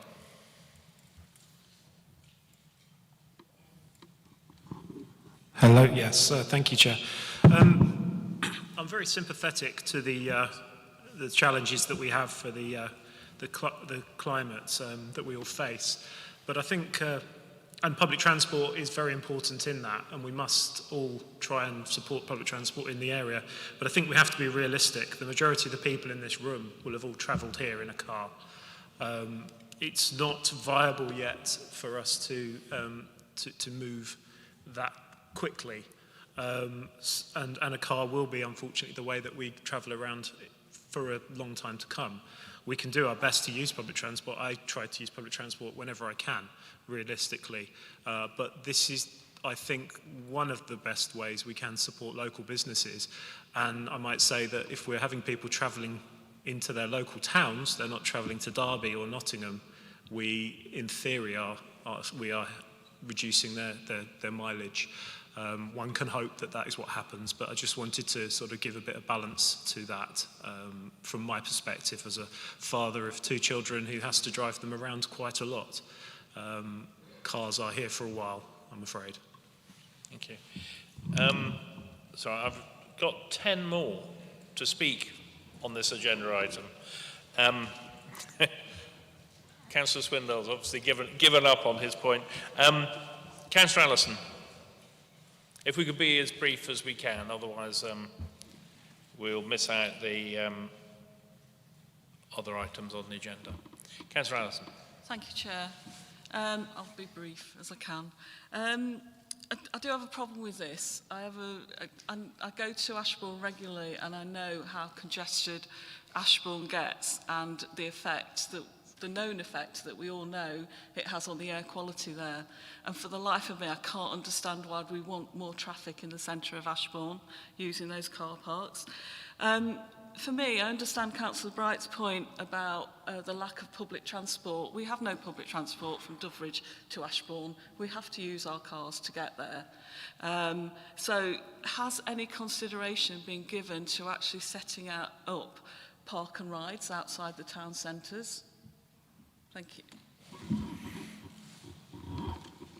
Is there a response to that, Ash? Thank you, Chair. No, we haven't. I don't think it's a bad idea. I think in terms of resources and what would be required to put into doing that, and the cost of it would certainly need a member decision and a bit more thought put into it. But it's something that we can look into for the following year, if that satisfies Councillor Allison. Councillor and Mrs Morley.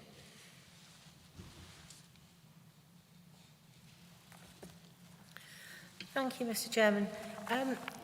First of all, I'd like to speak as a board member for Marketing Peak District, Derbyshire, and we do promote the beauty of rural Derbyshire. And I think the word rural itself indicates that there are many villages that you can't get about unless you've got a car. And if you want to go to any of our towns, then you need to use your car. And I was sad to hear this evening that there was a question over people going to the high street, to some of our towns. We do also have a duty, in my view, to the business people of Derbyshire. Some of these shops and businesses have had a very, very rough time lately. And I know this doesn't have a direct impact as yet, but when one reads in the newspapers about China's new 4 coal factories, whatever they're going to do, it makes such a tiny, tiny difference. I agree we need to make a difference as much as we possibly can, but let's be realistic, and I fully support Councillor Bright's comment about we need to get around and we can't always use public transport. Thank you. That's great. Councillor Butler.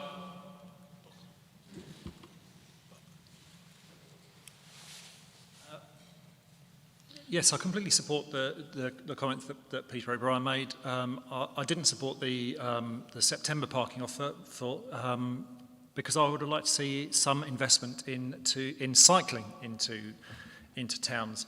Bizarrely, this is the first night that I've come to a council meeting where I haven't gone on my bike, for which I apologise. I would like to see some investment in encouraging people. Actually, some investment in cycling infrastructure. It's great. It's great saying that we're going to be promoting cycling. Can you tell me where to lock a bike up in all of the communities? There just aren't places to do it. There are places to park cars all over the place. There aren't places to lock bikes up. And I'd like to see some of the investment that's coming into car driving, which is what these things are, into more active transport. Thank you. Councillor Hobson.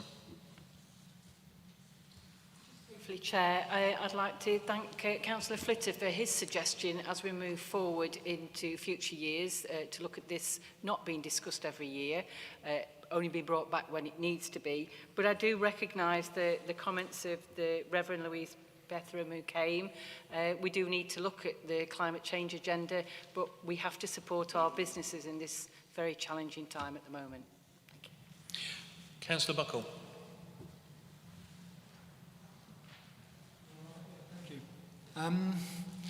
It's just kind of a little bit financially complacent, this. We've got a budget, and we say that it's going to be no cost. And we could have charged last year, and we didn't. And we could charge this year, and we're not going to. But we don't know how much we're costing ourselves. Like, if we're costing ourselves £100,000, I don't imagine for a moment that we are costing ourselves that much, then we could spend that doing something more positive for active transport, or park and ride, or sending out little buses to help people with mobility issues to get themselves in to do the parking.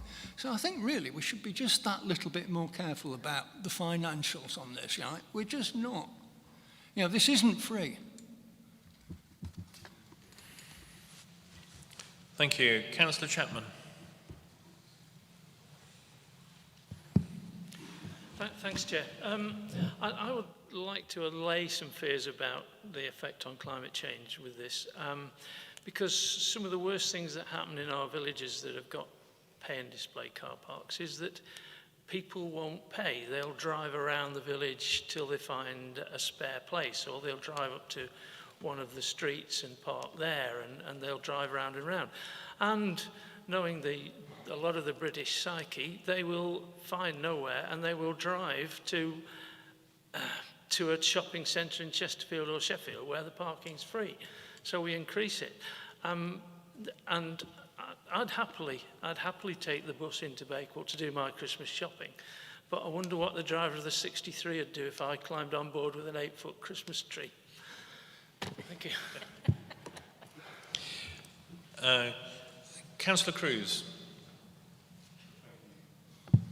Thank you, Chair.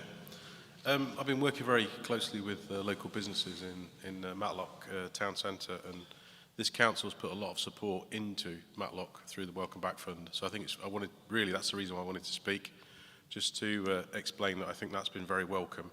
And this does link to that. I am going to support it, but I do share Councillor Buckler's concerns in terms of the message we're sending overall. I'm reluctant to support future parking offers unless there's some other aspect where we've got active travel built in. We can be much more holistic, and I think I'd ask the officers to really think about that.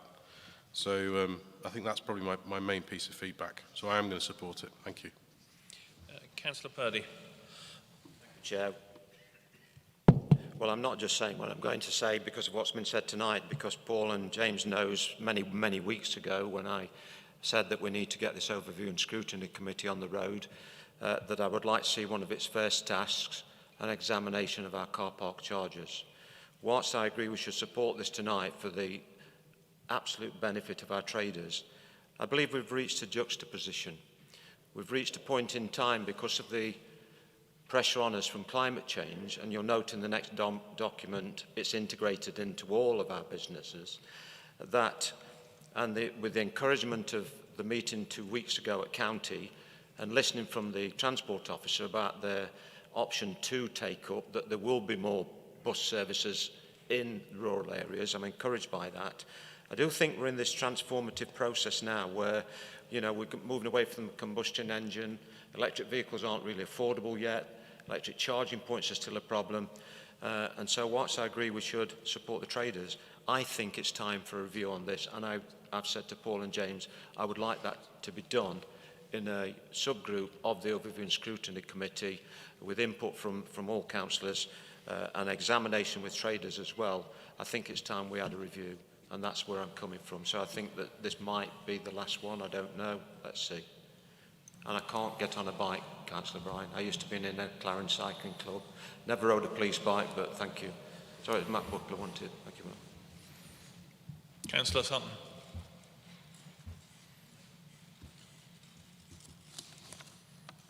Oh, are we all done? Yes, sorry. Yeah, thank you, Chair. I'm fully supportive of this. As Councillor Purdy spoke earlier, the Ashbourne Town team are fully appreciative of this sort of measure. Helps the traders out considerably. And I'd just like to point out, for those of you that aren't aware, there is transport available via community transports. We've got a particular drop-off point in the car park. There's also Ashbourne community transport, which is widespread throughout the Dales, even up into the High Peak, which also runs the little bus company alongside it, which is also available for bringing parties or trips into these towns so they can do the shopping. So they are out there. Thank you.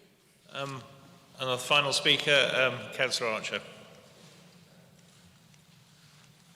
Thank you, Chair. This will be very quick. As somebody who did actually recently invest in an electric car, can I just ask that the promotional material, as well as promoting public transport, does what it can to highlight the fact we have now got a decent level of charging points in the district actually, and try and encourage people towards that avenue as well for those that are fortunate enough to be able to afford it. So just try and make sure we get that in the material that goes out as well, because there is some decent provision for charging now in the district, certain areas.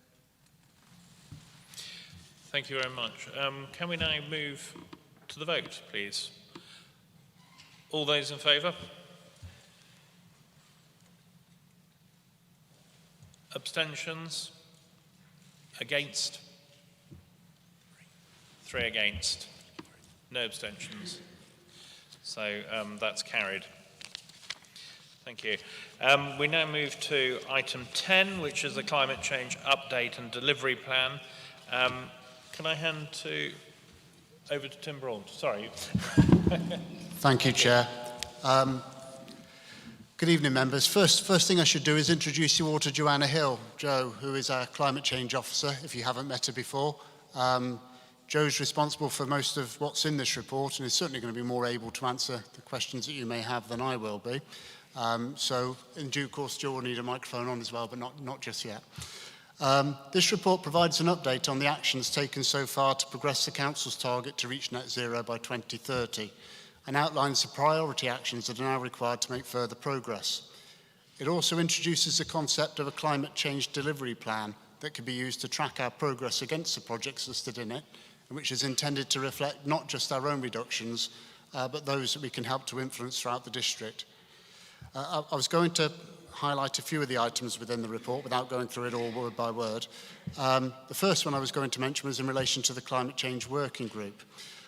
You'll see the first recommendation deals with the terms of reference of that group, and we're suggesting an amendment to reflect the role that the group and the council can play in influencing and assisting the district as a whole in relation to carbon emissions, not just to deal with our own internal emissions, as we recognise that those belonging specifically to the council are actually only a small part of the greater carbon footprint of the area. The second bit I need to update some information on, which is the public sector decarbonisation scheme. The figures that are included in the report have actually changed slightly, or the figures that in relation to the bid have changed slightly since the report was written. Our final bid to the scheme was for funding for just over £807,000, with our top-up contribution towards the work estimated at just under £65,000, which gives us a total scheme of £872,000. The reason for the change in that figures is that we found that some of the Ambirad heaters at the depot we were planning to replace are actually still only 5 years old and within their lifespan and wouldn't qualify for the grant. Including them in the bid could have in fact jeopardised other elements of the bid, so it made sort of pragmatic sense to take those out. In terms of the ground-mounted arrays, members will see that we're asking for significant investment in undertaking feasibility studies in relation to the 5 potential sites that have previously been identified. This project's key to our plan to reach net zero by 2030, and the studies are completely necessary if we're going to progress them. We do need external technical expertise to do that, and hence the request for £30,000 within the report. From Jo's soft market testing, that's around about the figure that we would expect consultants to be bidding around. We've included a recommendation in relation to the civic car. Some members may not be aware that we have a civic car, but we do. We hope the reasoning behind the recommendation is fully explained within the report, and we think really that recommendation has significant symbolic value in terms of the council setting an example. We've included recommendations in relation to Scope 3 emissions. Scope 3 emissions are those that are produced on our behalf but not by us directly. That's a bit of a simplification, but it works for me. We're hoping for your approval to an approach that prioritises those activities that give rise to the greatest emissions, rather than looking at every single aspect of the council's indirect activities, all the way up from purchasing biros. So we've suggested some examples in there which are big hitters in terms of carbon, and that we think we ought to be concentrating on. I hope members will agree that that's a sensible approach, certainly to start off with. There's been some talk about climate change impacts of decision making, and one of the items within the report is to look at the adoption of a climate change impact assessment tool. And this is intended to be used to aid policy-based decision making, so decisions made at council and committees. If approved, members will start to see this graphic that's illustrated within the report and the explanatory text appearing as part of council reports from next month, certainly for a trial period until April next year, when we'll assess its use. So hopefully that will aid members as we go forward with reports such as the one last discussed. Finally, I'd like to draw members' attention to the delivery plan set out in Appendix 3 of the report. I note it's referred to as Appendix 4 in the recommendation. I'm sorry about that. That relates to an earlier draft when we had 4 appendices, and I thought I picked all of the previous references out, and I hadn't done on this one, so sorry about that. It is Appendix 3. The delivery plan sets out the work streams that are currently being developed and gives us the basis for an annual service plan. You'll all be aware that we report service plans through council on an annual basis. So it gives us a basis for an annual service plan to be presented regularly to members. It will keep Joe and others very busy for a considerable period of time. And you'll see in the report that we talk about it being a living document, an evolving document. It's not the finished article. It will change year on year as other priorities come on stream. You'll see that within it we're asking for funding of just under £12,000 to support the work set out in the plan. I should say that we do expect a significant amount of that, about a third of it, to be funded from external grants, but we do need to include the entire budget or the entire cost within the budget, hence the £11,700 mentioned in the recommendation. And that's really all I wanted to say at this stage. There are points that I thought I ought to draw to your attention, but both Joe and I are here available to answer to any questions, which I will probably direct almost exclusively towards Joe. But happy to take any questions you've got. Thank you very much, Tim, and Joe, for the work that you put into, both of you have put into the report. We'll see what questions we've got. Councillor Chapman.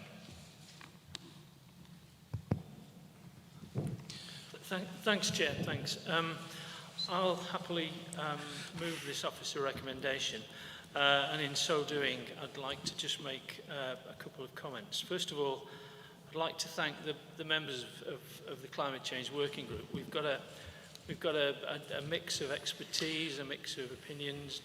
Don't always go together, but we get there eventually, and I do appreciate their input that's been going on for the last couple of years. But really, my main thanks go to the two officers, Tim Braund and Joe Hill.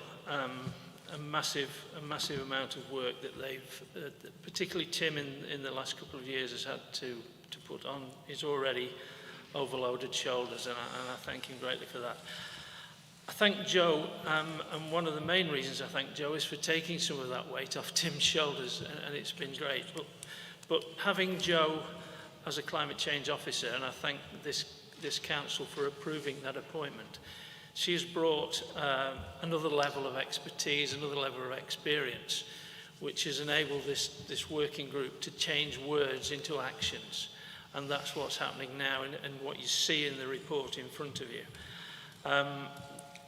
I welcome the new terms of reference for the Climate Change Working Group, which means we can carry out and put forward the actions and advices needed for the Corporate Plan 2024, and hopefully we'll carry on with that and be a major part of that.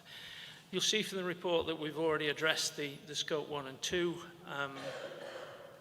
situation, and we will be moving on to addressing the Scope 3, which is a little more difficult and a little more into the unknown, shall we say, but that's the next level of our work. And also, I'm pleased that we're doing the climate change impact assessment and incorporating that into the work.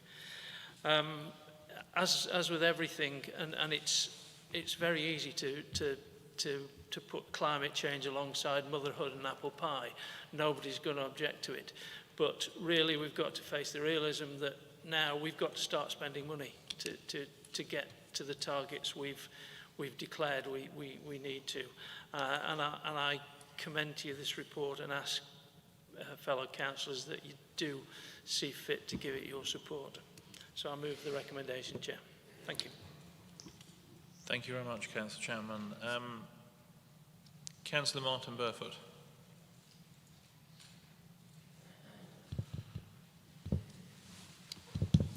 Is that on? Yeah, thank you. Thank you, Chair. I'd like to thank Tim and Joe as well for the work that they've done. This is an excellent report, and it's admirable in so many ways, but it's very much buildings and vehicle biased, I think, with no mention of, in the main recommendations, of trees, hedges, landscape enhancement or rewilding. So when will these elements be included in our headline climate change plans? I think if you look at recommendations, 1 to 11, they're all admirable, except number 7, the trial of a climate change impact assessment tool to apply to all reports. That is admirable in theory, but it's got to include landscaping and biodiversity projects as well. I think all political parties nationally are urging more tree planting. Millions of trees are trying to beat each other with the objectives of how many millions they can plant. Central government are doing the same, but there's not that much in evidence on the ground, certainly not in this area. And I see on page 34 that tree planting, which was in our corporate plan and considered very important at that time, was supposed to be taking place, I think, this year, and now it's going to be 22, 23 before any trees are planted. So I'd like some more urgency on that particular aspect. And also, and I've mentioned this before, can reduce mowing of our public open spaces, which are responsible for that, like the Arc, for instance, be put into practice. So we can increase or recover the biodiversity lost to development of the Arc or any other developments in Bakewell and so on, where we are responsible for mowing and maintenance. And the other thing which is probably neglected, on page 36, I think we need to add safeguarding residents and businesses against flood risk and taking that into account in our consideration of relevant planning applications. I think when the planning committee considers particularly development applications or quite even smaller applications, there's often a landscaping condition, and that's very carefully ignored, I think. I think sometimes members voting for something on the basis of seeing trees planted around the development, and very often that doesn't happen at all because of the lack of enforcement. So I would hope that that can be improved as well. Thank you. I didn't know whether Joe wanted to add anything about trees, hedges. Yeah. I'm sorry, there were 3, trees, hedges and something else, but rewilding. That's right. Yeah, thank you, Chair. As Councillor Martin Burfoot's pointed out, I have put in the delivery plan some measures around natural capital and tried to include that. The original climate change strategy and action plan didn't refer to that as a method of reducing our emissions due to the obvious fact that planting trees takes some time to mature, etc. And in terms of impact on our emissions, that would be fairly small. And what I've tried to focus on here is really getting to the crux of the issue, which is around our buildings and our fleet. I think the way that I've drawn it into the plan, although it's not a piece of work that obviously I'm involved in directly, it's held within Ash's team, is because in the public consciousness the things are very linked. So I think that's why it needs to be in there in terms of actions, but it won't form part of the solution to the problem that we have in terms of reducing our emissions. Thank you very much. Sorry, Tim. Yeah, if I could just add to that as well, Chair. Tree planting schemes form a major part of the developing action plan that's coming through Vision Derbyshire in respect of climate change across the whole of the county. And I'm sure Councillor Burfoot will be interested to see that when that's published as well. Councillor Hughes. Thank you, Chair. I'd just like to echo what Councillor Chapman said about the report and about Joe Hill and Tim Braun's input into the report and into the climate change work. I don't think we would have got anywhere without the support of Tim Braun. He has worked excellently and very diligently and very hard over the last 2 years in bringing the climate issues to the fore and ensuring that the working group functioned in the way that it has, which I think is an excellent example of cross-party working and coming together in a one council manner, as our strapline indicates. And I would commend working in a working group environment to all councillors for dealing with these complex policy development issues. So where it's difficult to develop policy, hand it over to a working group to work with an officer to develop the policy, which can then go out to all members. So in terms of tree planting and so on, I think it's been said already, but our motion originally wanted the council to be carbon neutral by 2030. The plan that was produced by the consultants suggested that we might do that even faster than that, and the implementation is going along in doing that. So tree planting is something that will provide perhaps a better environment in the future. But if we want to achieve the original goal, which was to be carbon neutral by 2030, then we have to tackle the buildings and the vehicles and the processes that we undertake as well. So I would like to second the motion and give my support to it. Thank you very much. Thank you. Councillor Purdy. Thank you, Chair. Well, when we set the council on this path of climate change, we were really, like all other authorities, on the back foot. It was like a massive wave coming over us. And in the beginning, we were very frustrated. So in our weekly conversations with Chief Exec, we started to realise that officer capacity, and it all loading on Tim, it really needed extra officer capacity. So I'm grateful to Paul for finding the money and employing our climate change officer, Joe. And Joe, you're doing a fantastic job. Well done. Tree planting will come, Councillor Burford. I'm assured of that. We've got some plans for that, don't worry. And it will link to the deceased through COVID in the future. I will say that. So I've got a question, Joe. At the Arkwright Society launch the other day, I found that they are putting roof tiles on roofs that are actually like roof tiles. Not voltaics, but voltaic roof tiles. I don't know if you're aware of that. They've actually put them on Gloucester Cathedral, I think. So I think that's a massive advance. And I said earlier in my leader's announcement, technology will take over. So you can envisage houses now in conservation areas with roof tiles that look like roof tiles, but they're actually soaking the sun up. So it's brilliant. So that's a question. So yeah, I'm happy to commend this report as well. And in fact, only today, Councillor Barry Lewis has made comment on the good work that our biodiversity programme is doing. So I think we're ticking some good boxes, and I'm also thankful to Wendy Buller, who's also praising the work that this authority is doing from the Derbyshire Dales Climate Tool. Thank you, Chair. Thank you. Councillor Slack. Sorry, Chair.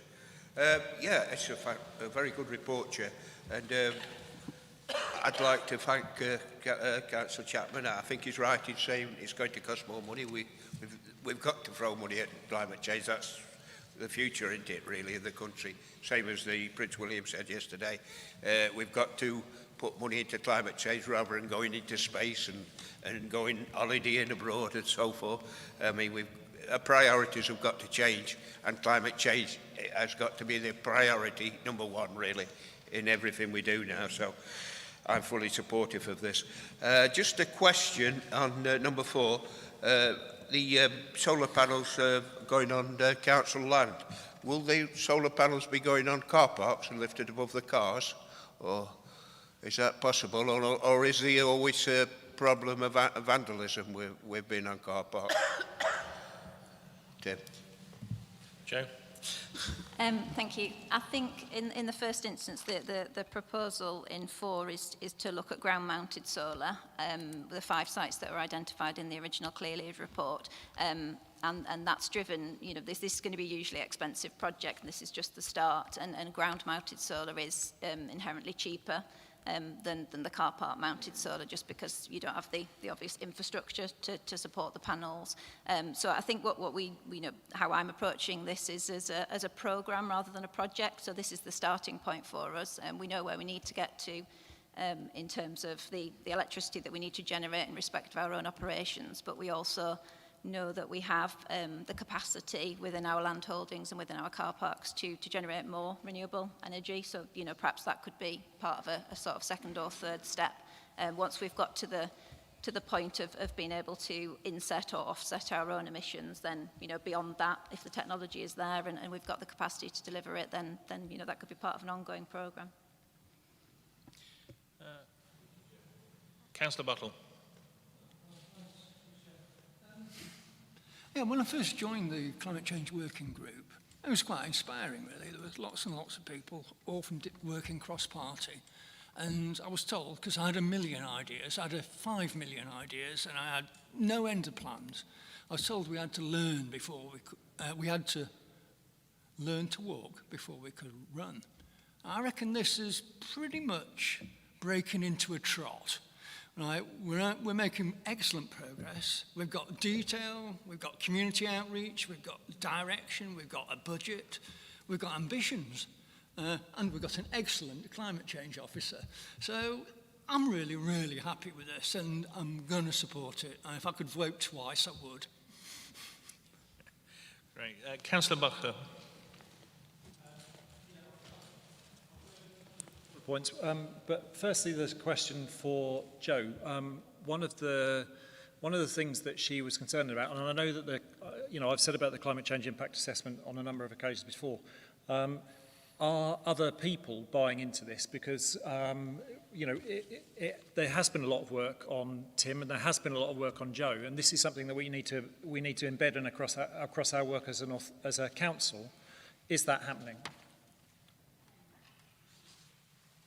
Yes, thank you. I think it's starting to happen, is the honest answer. We had our first carbon literacy training for staff yesterday, so we had some members of staff that took part in a full day of carbon literacy training, and that's starting to embed that kind of cultural change that we're going to need to make the right decisions for the future. I think accountability is key. Obviously, I'm climate change officer, but you know, this problem is far bigger than me, as you'll all appreciate. And one of the things I wanted to do through the delivery plan was make those accountabilities clear in terms of where they sit within the directorates and the officers and the managers that will be doing that work. So I think we're partway on a journey in terms of that kind of cultural change. That's obviously something that takes some time to trickle down. We've had directors on the course and some of our senior colleagues. Some more leaders will be going on a course on the 1st of November, and then we hope to have another session following that. So, you know, we're certainly getting there with it, I think.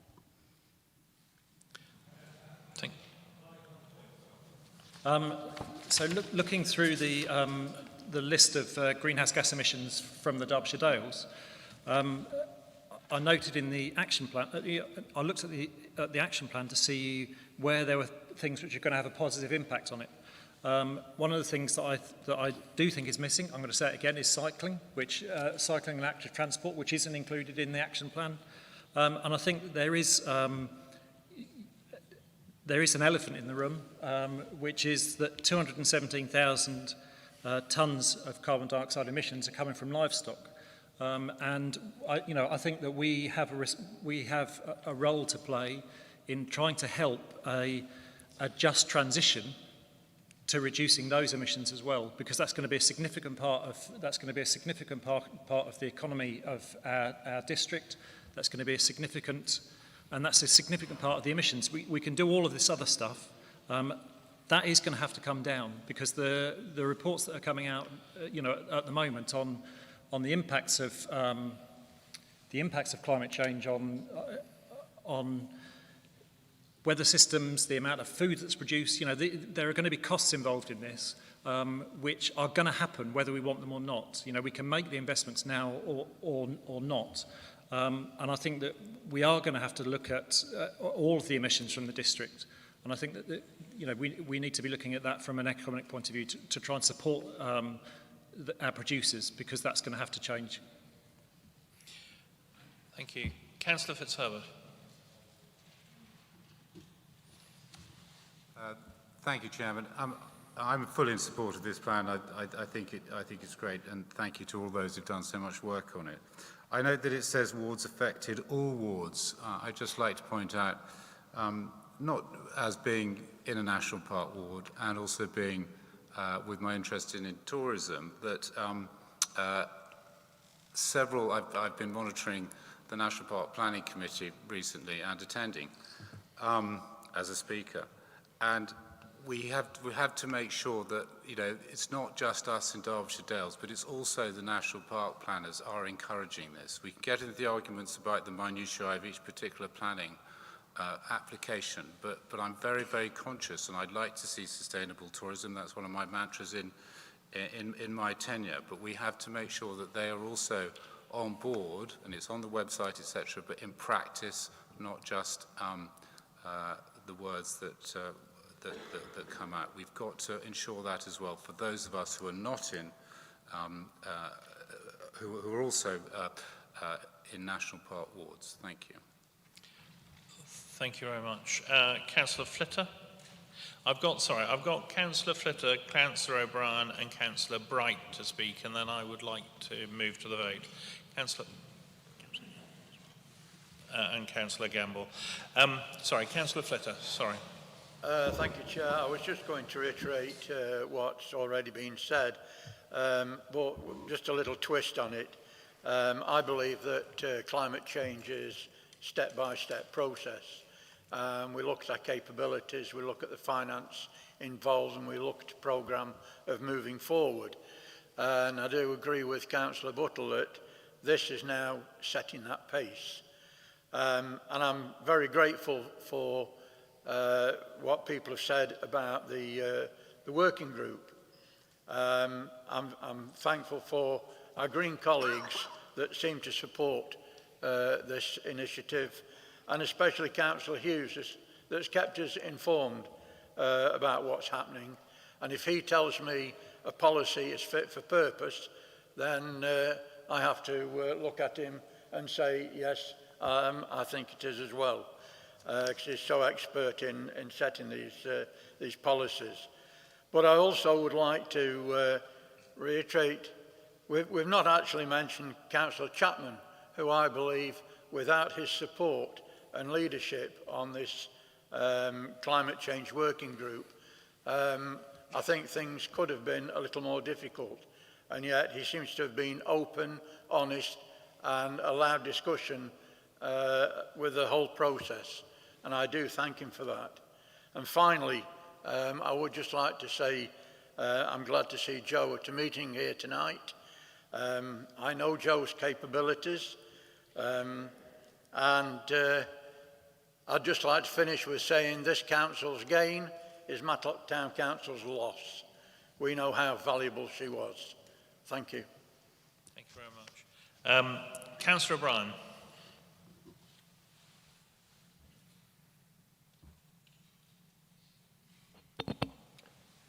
Thank you, Chair. I too would like to commend this report to members, and I'd particularly like to commend the leadership of the council, both the officers and the political leadership, for moving from words into action, and action backed by investment. I think that is precisely what was needed in the Derbyshire Dales. I think that's brilliant.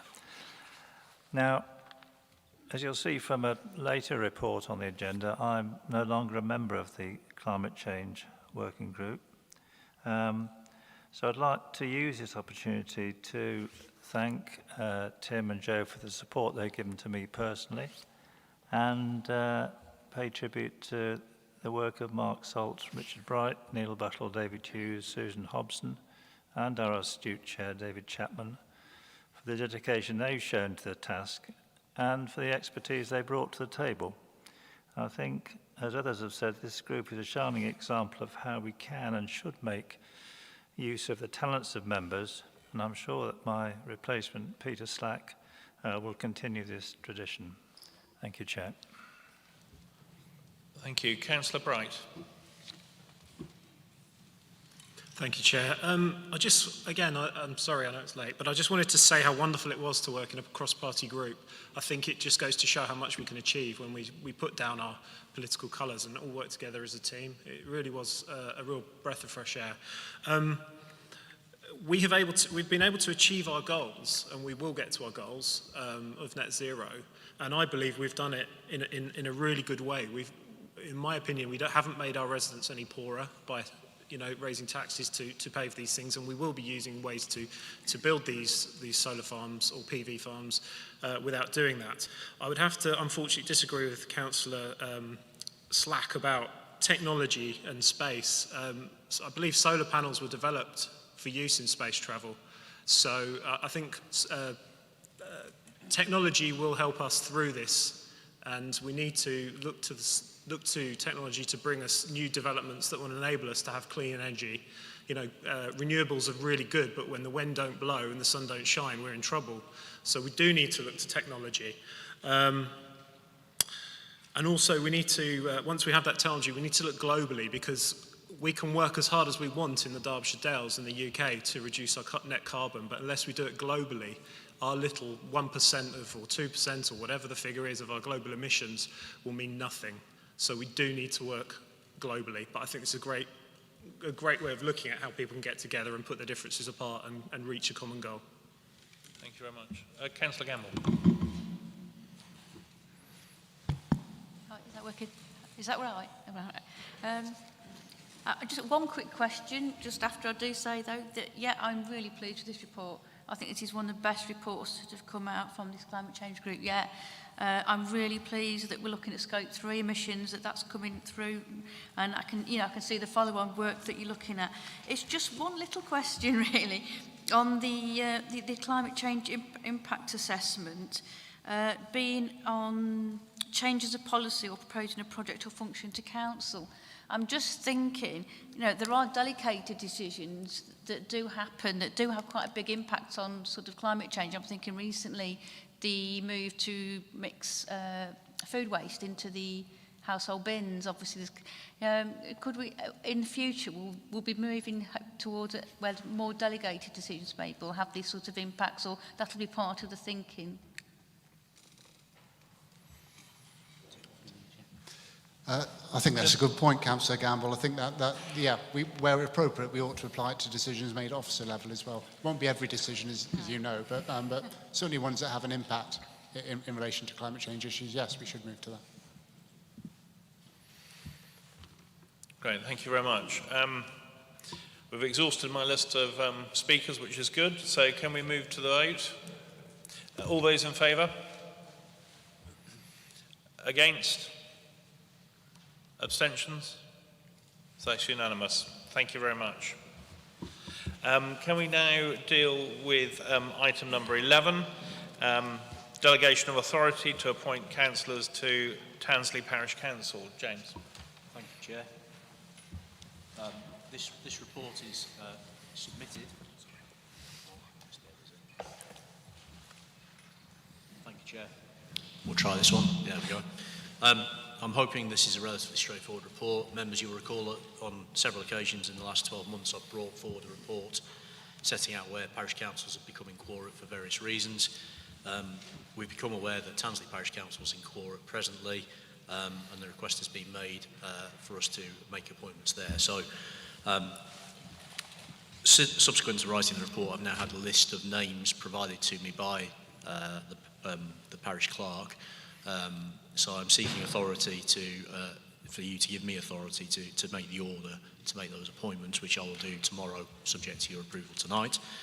And then I've made an additional recommendation, members, because of the number of times that this has occurred, and I think there are probably other parish councils out there, whilst I've sought to establish whether there is an issue, they do crawl out of the woodwork every now and again when an issue comes to light. So rather than having to come to council every time to make an appointment to a parish council, I'm asking for a delegation for for basically me to do that without recourse to having to come to council to do it, which is a common delegation in other authorities.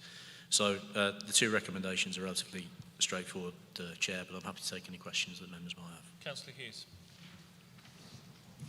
Thank you, Chair. I've got two questions, James. The first is, was there any advice offered to any of the parish councils about what to do during the lockdown period by ourselves? So, in response to that, we and the Derbyshire County Association, the local councils, were giving advice out to parish councils in terms of the requirements of the regulations that permitted people to meet remotely. Some parish councils were able to do that, other parish councils, depending on their size and budget, probably weren't able to buy products like Zoom to enable those meetings to take place. So I think the majority of councils have come back to me when I sent a note out in the springtime to inquire. The majority came back and said they had. Indeed, this council indicated to me that they'd managed to meet, and then upon further examination, it was clear that the requirements of the law hadn't been met, and that's why we're in the situation that we're in presently. Okay, thank you. And the second question then is about the names that have been put forward.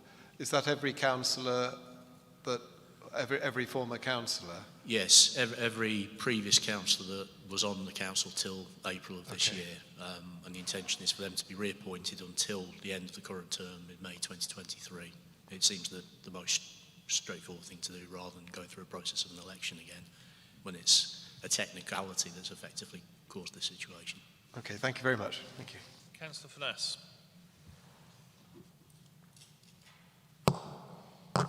Yeah, thank you, Chair. Well, clearly things are very difficult at Tansley. They have to go to parish council for 6 months. So decisions must be piling up to be made. So I think it's right that we give our officers delegated authority to put things right there. So I'm happy to move the recommendations. Thank you. Have we got a seconder? Councillor Fitter, because you've got a louder voice. That's one good thing. I don't need a microphone. I'll then go to Councillor Sue Burfoot. Sorry. Councillor Fitter. Yeah. Well, to say that I'm unhappy with this report is an understatement. I think the good work that Tansley Parish Council have done over the years and the depth of knowledge that they have is immense, and they work well together, non-politically. And I can tell you that they feel really aggrieved at being picked up on this point, because the report to me doesn't state, I believe, that they have met, but they didn't advertise it. And I think that was what the problem was. They had a delegation in tow, of which I was at the meeting as an advisor, to let them know that delegation was a possibility, but also they weren't capable of doing the Zoom meetings. They hadn't got the technology, but they did meet on one occasion, I believe, but didn't advertise it, and that was one mistake, and they feel that they've been pillared and suspended when things could have been put right in a much better way. I will support this because it puts it back on an even footing. But I also feel aggrieved that it says in the report that consultation took place with ward members. I got back off holiday and saw an email about what had happened. I didn't view that as a consultation, although I did respond to James on the subject, pointing out the facts. I am aggrieved that this has happened, and I do agree that other councils that may come up with this should not be put in the public realm that they've done something wrong, because it's a technicality. And I think, yes, we should get on, we should support this, but let's think about the inferences that are made when we jump on people for the slightest thing in difficult times. Thank you. Thank you. Councillor Burfoot, Sue Burfoot. Thank you, Chair. I have to say that I'm going to reiterate a lot of what Councillor Flitter's actually said. Not actually... Please don't, because we're well, quite short for time. Well, and I think you no. now forerun that you're going to say. So. Well, let me just say then that, you know, I'm not a ward member for Tansley, but I am county councillor covering, and I do go to the meetings when I can. Thank you. And I've got much sympathy for them, for the position that they find themselves in, because I know that they are a very active and responsible council. I was going to ask about what advice was given. As I understand it, they were following government guidance relating to the use of public buildings during COVID, and it seems as though one little mistake has been made and they've been kind of hauled before the court for it. So what about all these other parish councils? I can't believe that, that every parish council has actually adhered exactly to the rules. So have we scrutinised what all these other parish councils and town councils have done? Do we know that they've not made mistakes? James, would you like to? As I indicated in my answer to Councillor Hughes, I did it right to all parish clerks in the springtime to establish what arrangements have been in place for parishes to meet during the period from the start of the coronavirus regulations. At that time, I got a response from a number of parish councils that indicated that they'd met and provided information to guarantee that. In fact, at the time, I did receive a response from the Clerk of Tansley to indicate that everything had taken place. It was only when I was approached by a member of the public who said that they didn't believe that the requirements of the Local Government Act had been met that I went back and asked for further clarification, because members will appreciate we're trying to complete a number of transactions with Tansley Parish Council in terms of asset transfers, and if that council was not properly constituted, albeit on a technicality, and I don't disagree with the point that you and Councillor Flitter have made, Councillor Burfoot, this is a technicality, and nobody's saying that anybody's done anything wrong, but it has happened and we have to put it right to enable the parish council to act and for us to conclude the transactions that we wish to make. Chair, I'm very conscious of time, so I'll wind it up there if that's okay. Thank you. Yeah. It's been proposed and seconded. Can we move to the vote? All in favour? All for? Against? Abstentions? That's unanimous, so that's been carried. I'm also conscious that it is now 27 minutes past 8. I would like to deal with one more item and conclude this meeting by 9 o'clock, so that enables the hall to be cleared in time for the end of the session. Move to carry on. Thank you, second. Thank you very much. That's great. All in favour? All in favour? Against? Abstentions? That's right. Let's move on now to item number 12, which is Vision Derbyshire Joint Committee Governance Arrangements. A lot of this paper went to a previous meeting, and what we want to do is look at the changes rather than have a rerun of the debate that we had a couple of months ago. So, sorry, James. Thank you, Chair. Members, as the Chair says, much of the content of this report is similar to what has gone previously, but what I will do is draw out essentially the reason why we brought this report tonight, which is that the governance arrangements have been updated slightly from the document that was presented to the 8th of July meeting. And the work that's taken place since then has effectively been to get Council's opinion around the functions and responsibilities of the Joint Committee. You'll recall from the discussion that we had back in July that materially the functions and responsibilities were not traditional local government functions and responsibilities, but the purpose was to effectively establish something to get this off the ground and provide some formal member oversight and input into the decision-making process for Vision Derbyshire. As you're aware, at the present time, there have been informal meetings of council leaders from those authorities that are involved in the initiative, and the purpose of the establishment of the Joint Committee was to bring some formality to The bullet points at 2.3 effectively summarise the changes, which is to remove reference to participating and non-participating authorities. Membership won't be restricted, but only authorities which have actually delegated functions into the Joint Committee will have voting rights in respect of the discharge of functions.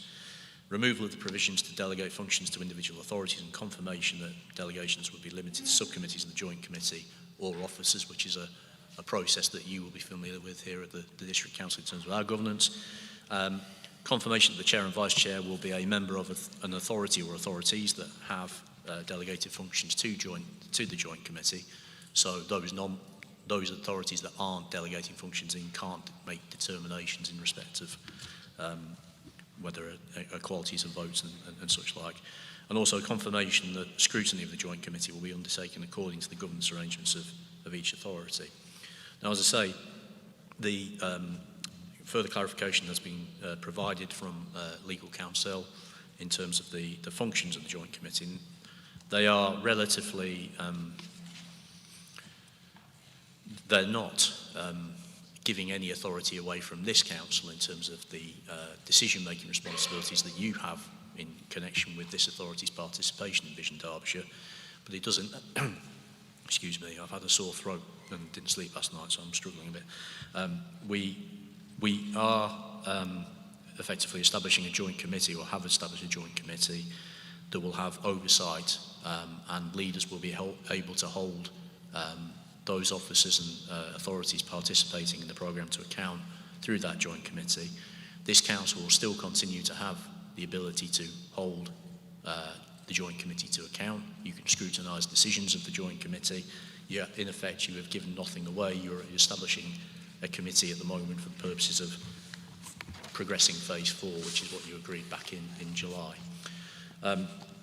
The remainder of the report tries to deal with some of the points that were played out in the debate on the 8th of July, and I don't propose to go into any detail, so I expect there'll be some questions on that. But what I would say is that if there are any additional points that come out of the debate, then those can be fed back into the governance working group that I'm a member of, and we can have those conversations with the authorities. Unlike when we amend our own constitution, we're having to talk to all the other authorities involved. So if there are thoughts from members, I can feed that in. But in terms of the recommendation before you tonight, you're being asked to approve the revisions to the governance arrangements, and also for our constitution to be updated at part 3 to reflect the terms of reference, which is what we do in the case of the Joint ICT Committee and other joint bodies that we're a member of. So it's appropriate to update that document. I think I'll leave it there, Chair. Thank you. Thank you. Councillor Hughes. Thank you, Chair. And James, thank you very much. I think this is a far better document than the previous version, and I hear that you've taken, I can see that you've taken into consideration a lot of the points that were made in the previous occasion. I have an issue with the, or a question, I should say, about the scrutiny in paragraph 8, is it, of the functions of the terms of reference. I think it is. Yes, scrutiny of decisions, paragraph 8. I was wondering how that would allow us, if a decision was made by the joint committee which we disagreed with, how would that work then? What would we be able to do as a result of that? In effect, presently. Sorry. Yeah, thank you. In effect, presently, council would consider the issue. So when we report any decision back to the council, which we would have to do presently, there would be an opportunity for you to consider that and make a recommendation back to the joint committee for an alternative action. As I say, I think this was alluded to in the last discussion on this. This is a work in progress, and I suspect in time a separate scrutiny committee will be established that would have representation from this authority on it. But I take your point at the moment that council performing that scrutiny function for effectively almost a call-in, it would feel like a call-in in any other scrutiny setup, would be a challenge. However, as the rules stand, this meeting of council would undertake that function. So the difference between this and the ICT committee, in the ICT committee we have to authorise a decision that the ICT committee might propose, but in this case we would pass back a recommendation for the joint committee to review its decision. Would that be a reasonable summary? Well, in the majority of cases, because those functions and responsibilities haven't been delegated into any actual functions that we have responsibility for, the likelihood is that the report from the joint committee would have to come here for you as council to make a decision on it, probably rather than scrutinising it. They would make a recommendation to you, potentially to establish some kind of shared service or something like that, and then you would either say yay or nay. So you retain the decision-making responsibility. So the actual scrutiny is probably going to be around an annual report from the Vision Derbyshire Joint Committee rather than actual specific decisions, if that makes sense. Okay, thank you. Councillor Allison.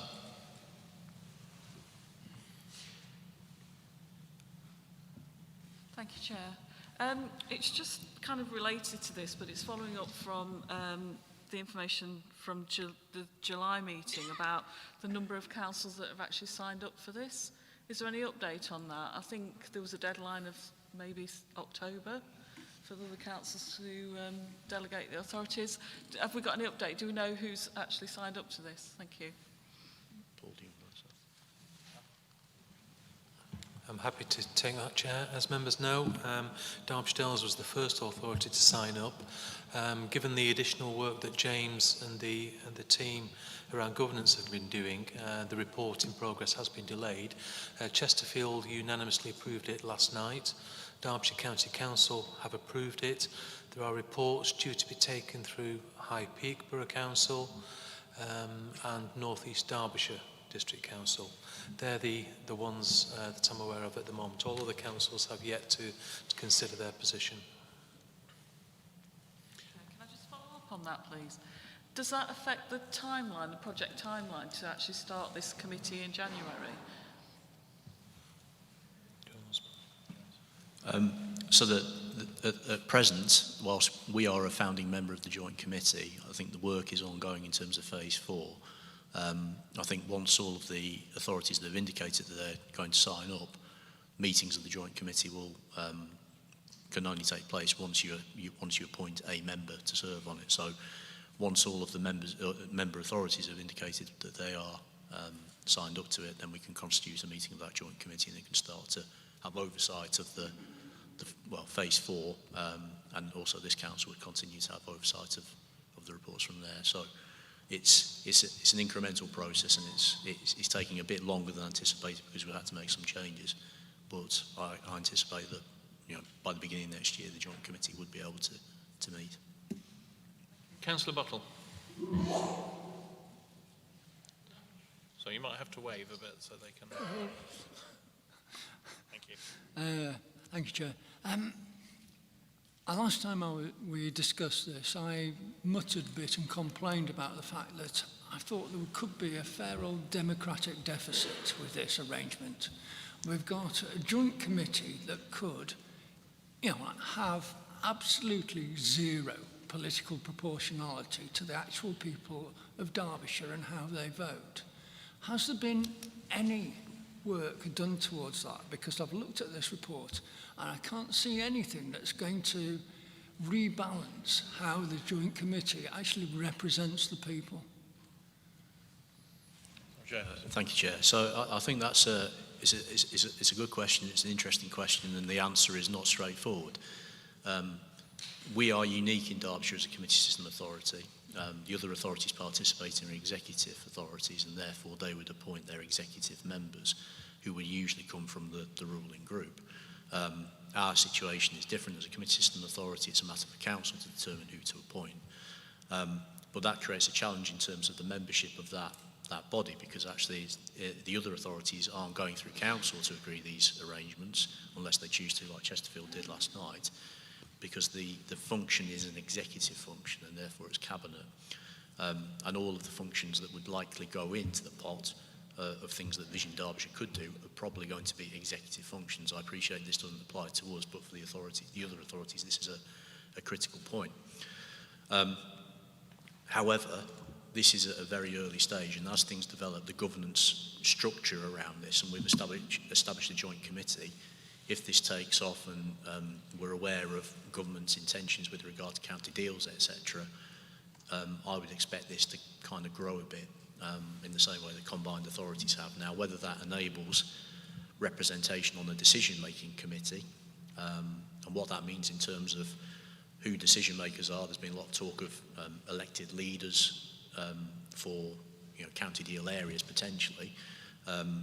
There would need to be some kind of scrutiny arrangement for that, and I do think in time you will have a scrutiny committee, you'll have probably subcommittees established that could probably better reflect the political makeup of councils. But it's very difficult when you're dealing with executive functions to bring those political groups that don't have executive authority into that mix.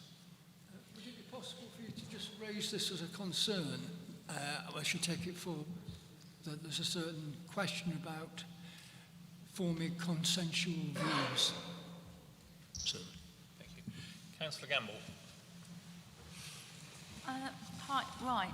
So, looking at the things you said, you want to concentrate on the changes. One thing that has changed in the report, the previous report had us with a financial ceiling of about around 52k. This report seems to be open-ended. Is there any reason for that?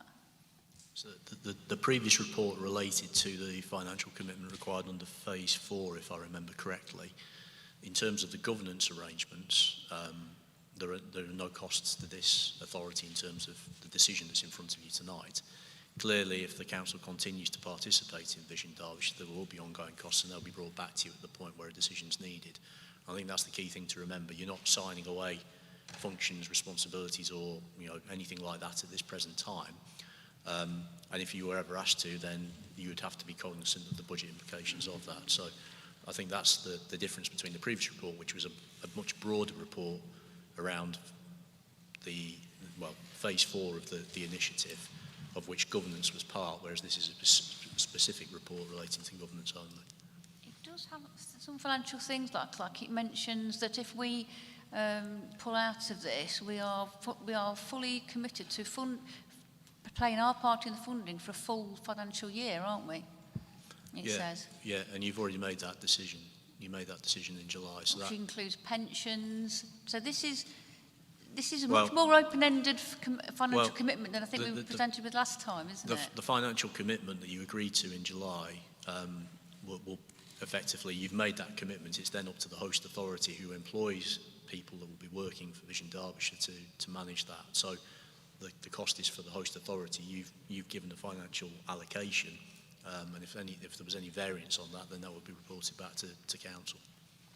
And just coming back to the scrutiny idea, you're saying that sort of scrutiny is going to take place by the fact that we take a vote and say what we think. But as part of this, there's actually nothing that impels the person who represents us to go and reflect that opinion at all. So I think I might have covered this elsewhere. I've got a feeling I've talked about this in either a report or in a previous conversation about this, but council can give a view, it can give a steer around how its representatives should represent the council, but that member cannot be bound because they're acting in a different capacity on the joint committee. So they can make known the views of the council, and they may choose to vote that way, but it's up to them to exercise their vote without being predetermined. So but if that's the extent of scrutiny, then the only other scrutiny is coming back afterwards. And the whole scrutiny just does look very confused, this idea that every authority will scrutinise under its own arrangement. So you'll have 8 different or whatever authorities all going through different processes and bringing up different things. How will, say, one council, say, wanting to go through its own scrutiny, have any impact on what is started, when it's set up, it's got officers, it's got procedures, this is very much operating like a little mini council. How will one person going through their own little scrutiny process impact on the decisions that little council makes? So just to, how much of this is new by virtue of this paper, and how much is what we've already decided at a previous meeting? So I think the question Councillor Gamble's put in terms of scrutiny is valid because it's been clarified in this latest paper. I think the point to bear in mind is that at this point the intention is to get this committee off the ground and up and running, but it's recognised that if it is making decisions, bearing in mind it has executive members from other authorities on it, there has to be scrutiny arrangements. If it was just us with a committee system, there wouldn't actually be a requirement for scrutiny. So because of those executive arrangements, that scrutiny is in place. I do suspect as this develops, there will be a separate scrutiny committee for that purpose. When you look at combined authorities, mayoral combined authorities, they establish scrutiny committees when they're developing governance arrangements that fit around that, and I think that's where we'll end up. However, it's very early on in this process, and all of the authorities so far have kind of given an indication in the governance working group, and the chief executives and leaders have endorsed this, that actually a separate scrutiny body at this point is a bit early for that. But I do think that will come, and it probably won't be too far down the line. So you gave a list of authorities that have said yes. Has anyone had a meeting and said no yet? No. Okay. Councillor Flitter. Thank you, Chair. Well, I was in the early days supportive of Vision Derbyshire, purely that I want to see Derbyshire Dales survive as a council, because beyond all the bickering, we do serve our local residents, and I think that's important over and above politics. But the more and more I read about Vision Derbyshire, the more sceptical I'm becoming. And I look at some of the things in this report. I mean, who sets the final structure? We're being asked to recommend changes and further delegation, but who sets this final structure that we are going to have? Do we have any say in that, any consultation? I'm also worried about sovereignty. And as I've already said, I want Derbyshire Dales to continue in the vein that it continues now, in a debating structure. And when it talks about in the report about clarity to citizens, I mean, they're going to do well to put this across to the general public, because even we, as sitting here with all the information, it's a minefield, and we've all got different views. I am concerned about the long-term liabilities that we may encounter. We've got no information on that at all. Now, James has said, when we talk about delegation of further functions, and he said, not at this present time. Well, what does the future hold?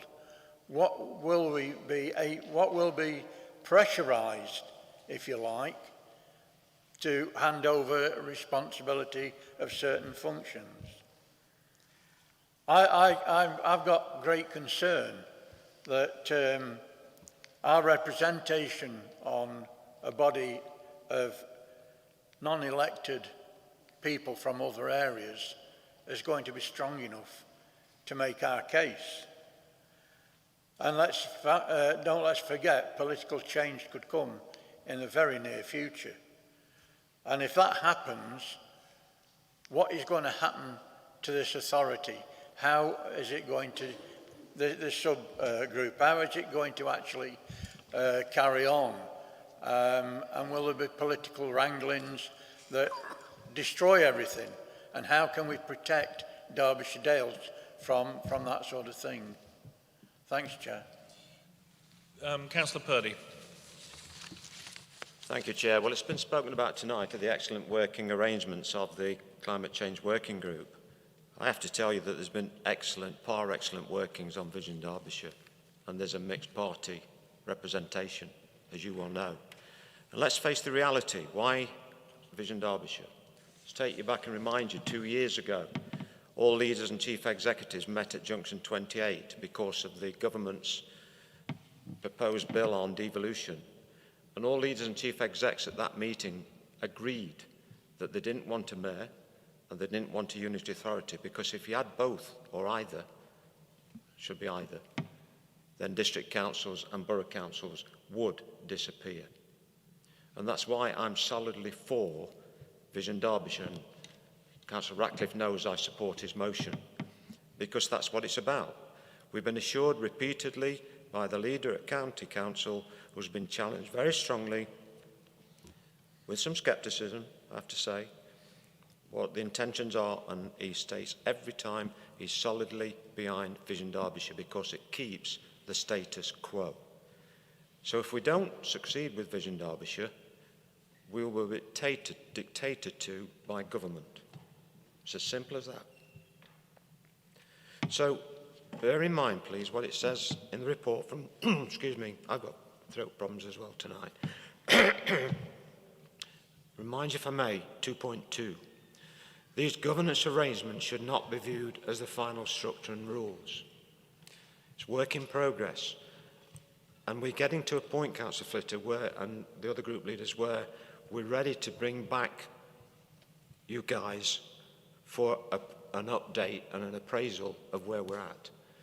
So please bear with us.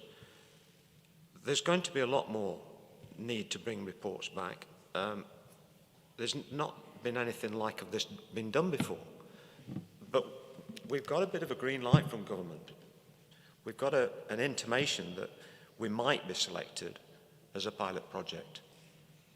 And if that's the case, then we've got to grease all the wheels, exercise all the elbows, get all the shoe leather running, and people have got to work damned hard to pull it together.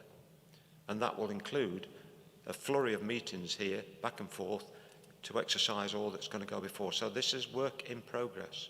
And I understand some scepticism, I understand you wanted to dig deep, but can I please ask you just to be patient and let the chain open up and develop, and it will. I'm really hopeful that we will be successful. Paul and I worked really hard on this, and yes, there are some authorities that are sceptical, but what's the alternative? As I say, at that meeting 2 years ago, everybody agreed that they didn't want a mayor system or they didn't want a unitary authority system because they feel very strongly and are passionate about keeping the shires and keeping the districts and keeping the borough councils. So I just can only hope that it will succeed, and I do think that cross-party that's working now will continue to work on the joint committee. So I'm happy to move the recommendations, Chair. Thank you very much. Do we have a seconder? Councillor Hobson. Thank you. Second the motion. I can't really elaborate any further that Councillor Purdy's really, put the hammer on the nail on the head, telling us what's on the line with this. It is a work in progress. It's never been done before. We're just doing one step at a time, and we all have to work together in this, because what is the alternative?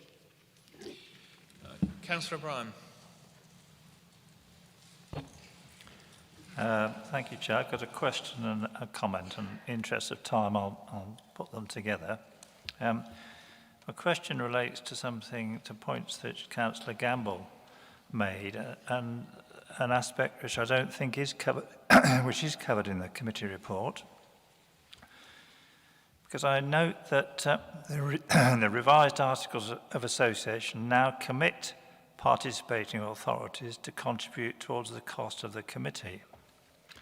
That's in paragraph 1.5. And by this, I assume, is meant the cost of the bureaucracy itself, including the 3 senior officers who are detailed in paragraph 7.1. These costs, which will be recurring each year, are additional to the £50,000 towards project costs which we approved previously. So in view of this, do you agree that there are now financial implications associated with any decision we may make here this evening? Now, the point I want to make, and I'm a very, very strong supporter of cooperation and collaboration.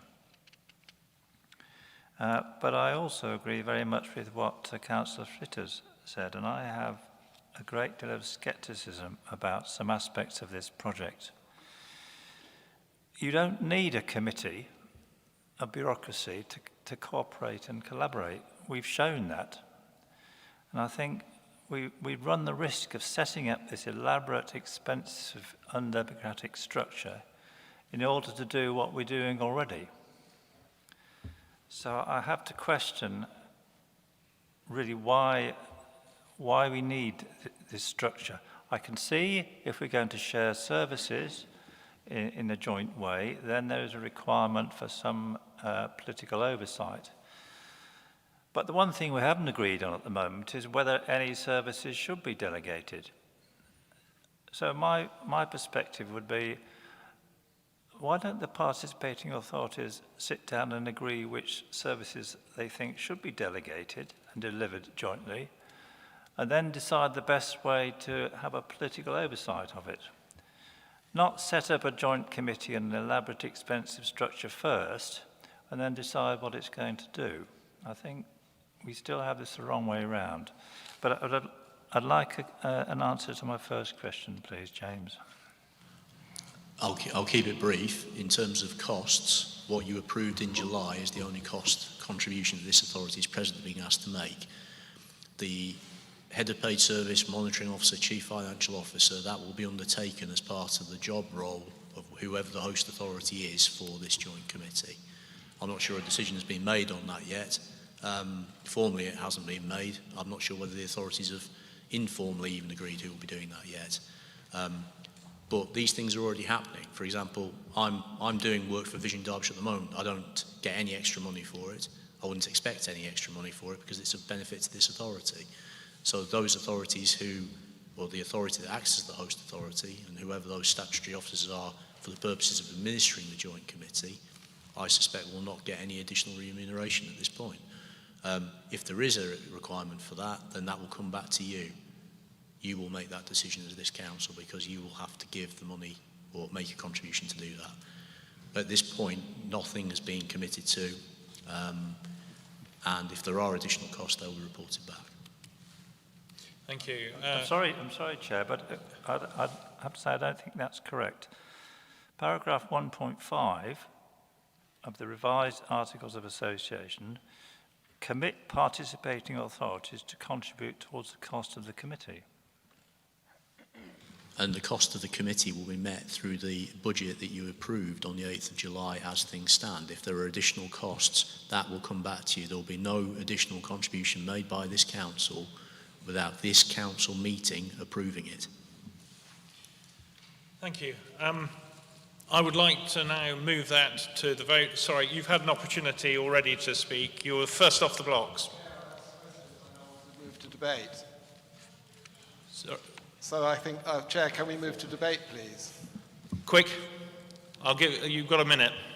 All right, it won't take more than a minute, I tell you. Transparency and accountability. That's what our residents expect of us. That's not what these arrangements will provide.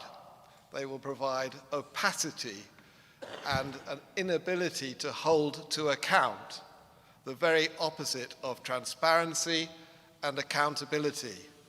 Are we going to vote for that? Somebody said, it has never been done before. Oh yes, it has, I would say.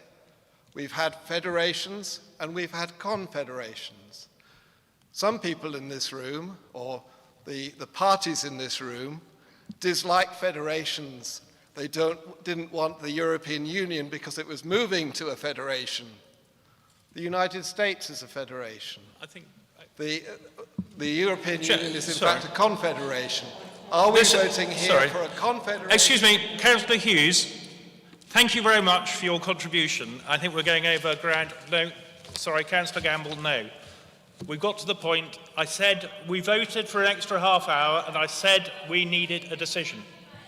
So this is how we do democracy, is it? This is what we're going to send out, is it? You've had an opportunity to ask questions and contribute to the debate. No, I contributed in the question part. I did not contribute to the debate part. We normally do questions then debate. We haven't had a debate section. Sorry. The recommendation is very simple. We're not being asked to deliberate all of Vision Derbyshire. They're just two very simple recommendations to be voted on here tonight, and that's what this is all about. Anything else in the future, as James has eloquently explained, will come back to council and will be decided on. Sorry, you're making a mountain of a molehill. So, are you requesting that the question be put? Indeed. Second. All in favour? All against? Abstentions? It's carried. Okay, so we now move to... Sorry, yes. Sorry, this just concerns me for future meetings. You've just denied a debate for very good reason, because we've got a time limit, but it does have repercussions on future meetings where we've asked questions and we are, by the Constitution, allowed to go into debate, and that has been denied to members. So I do urgently ask you to consider this for future meetings so there is fair democratic debate throughout this chamber. Thank you. Thank you. Okay, we move to the motion. All those in favour? All those against? Abstentions? It's carried. Thank you. Thank you all. Oh, and we are dead on 9 o'clock. So thank you all very much and have a safe journey home.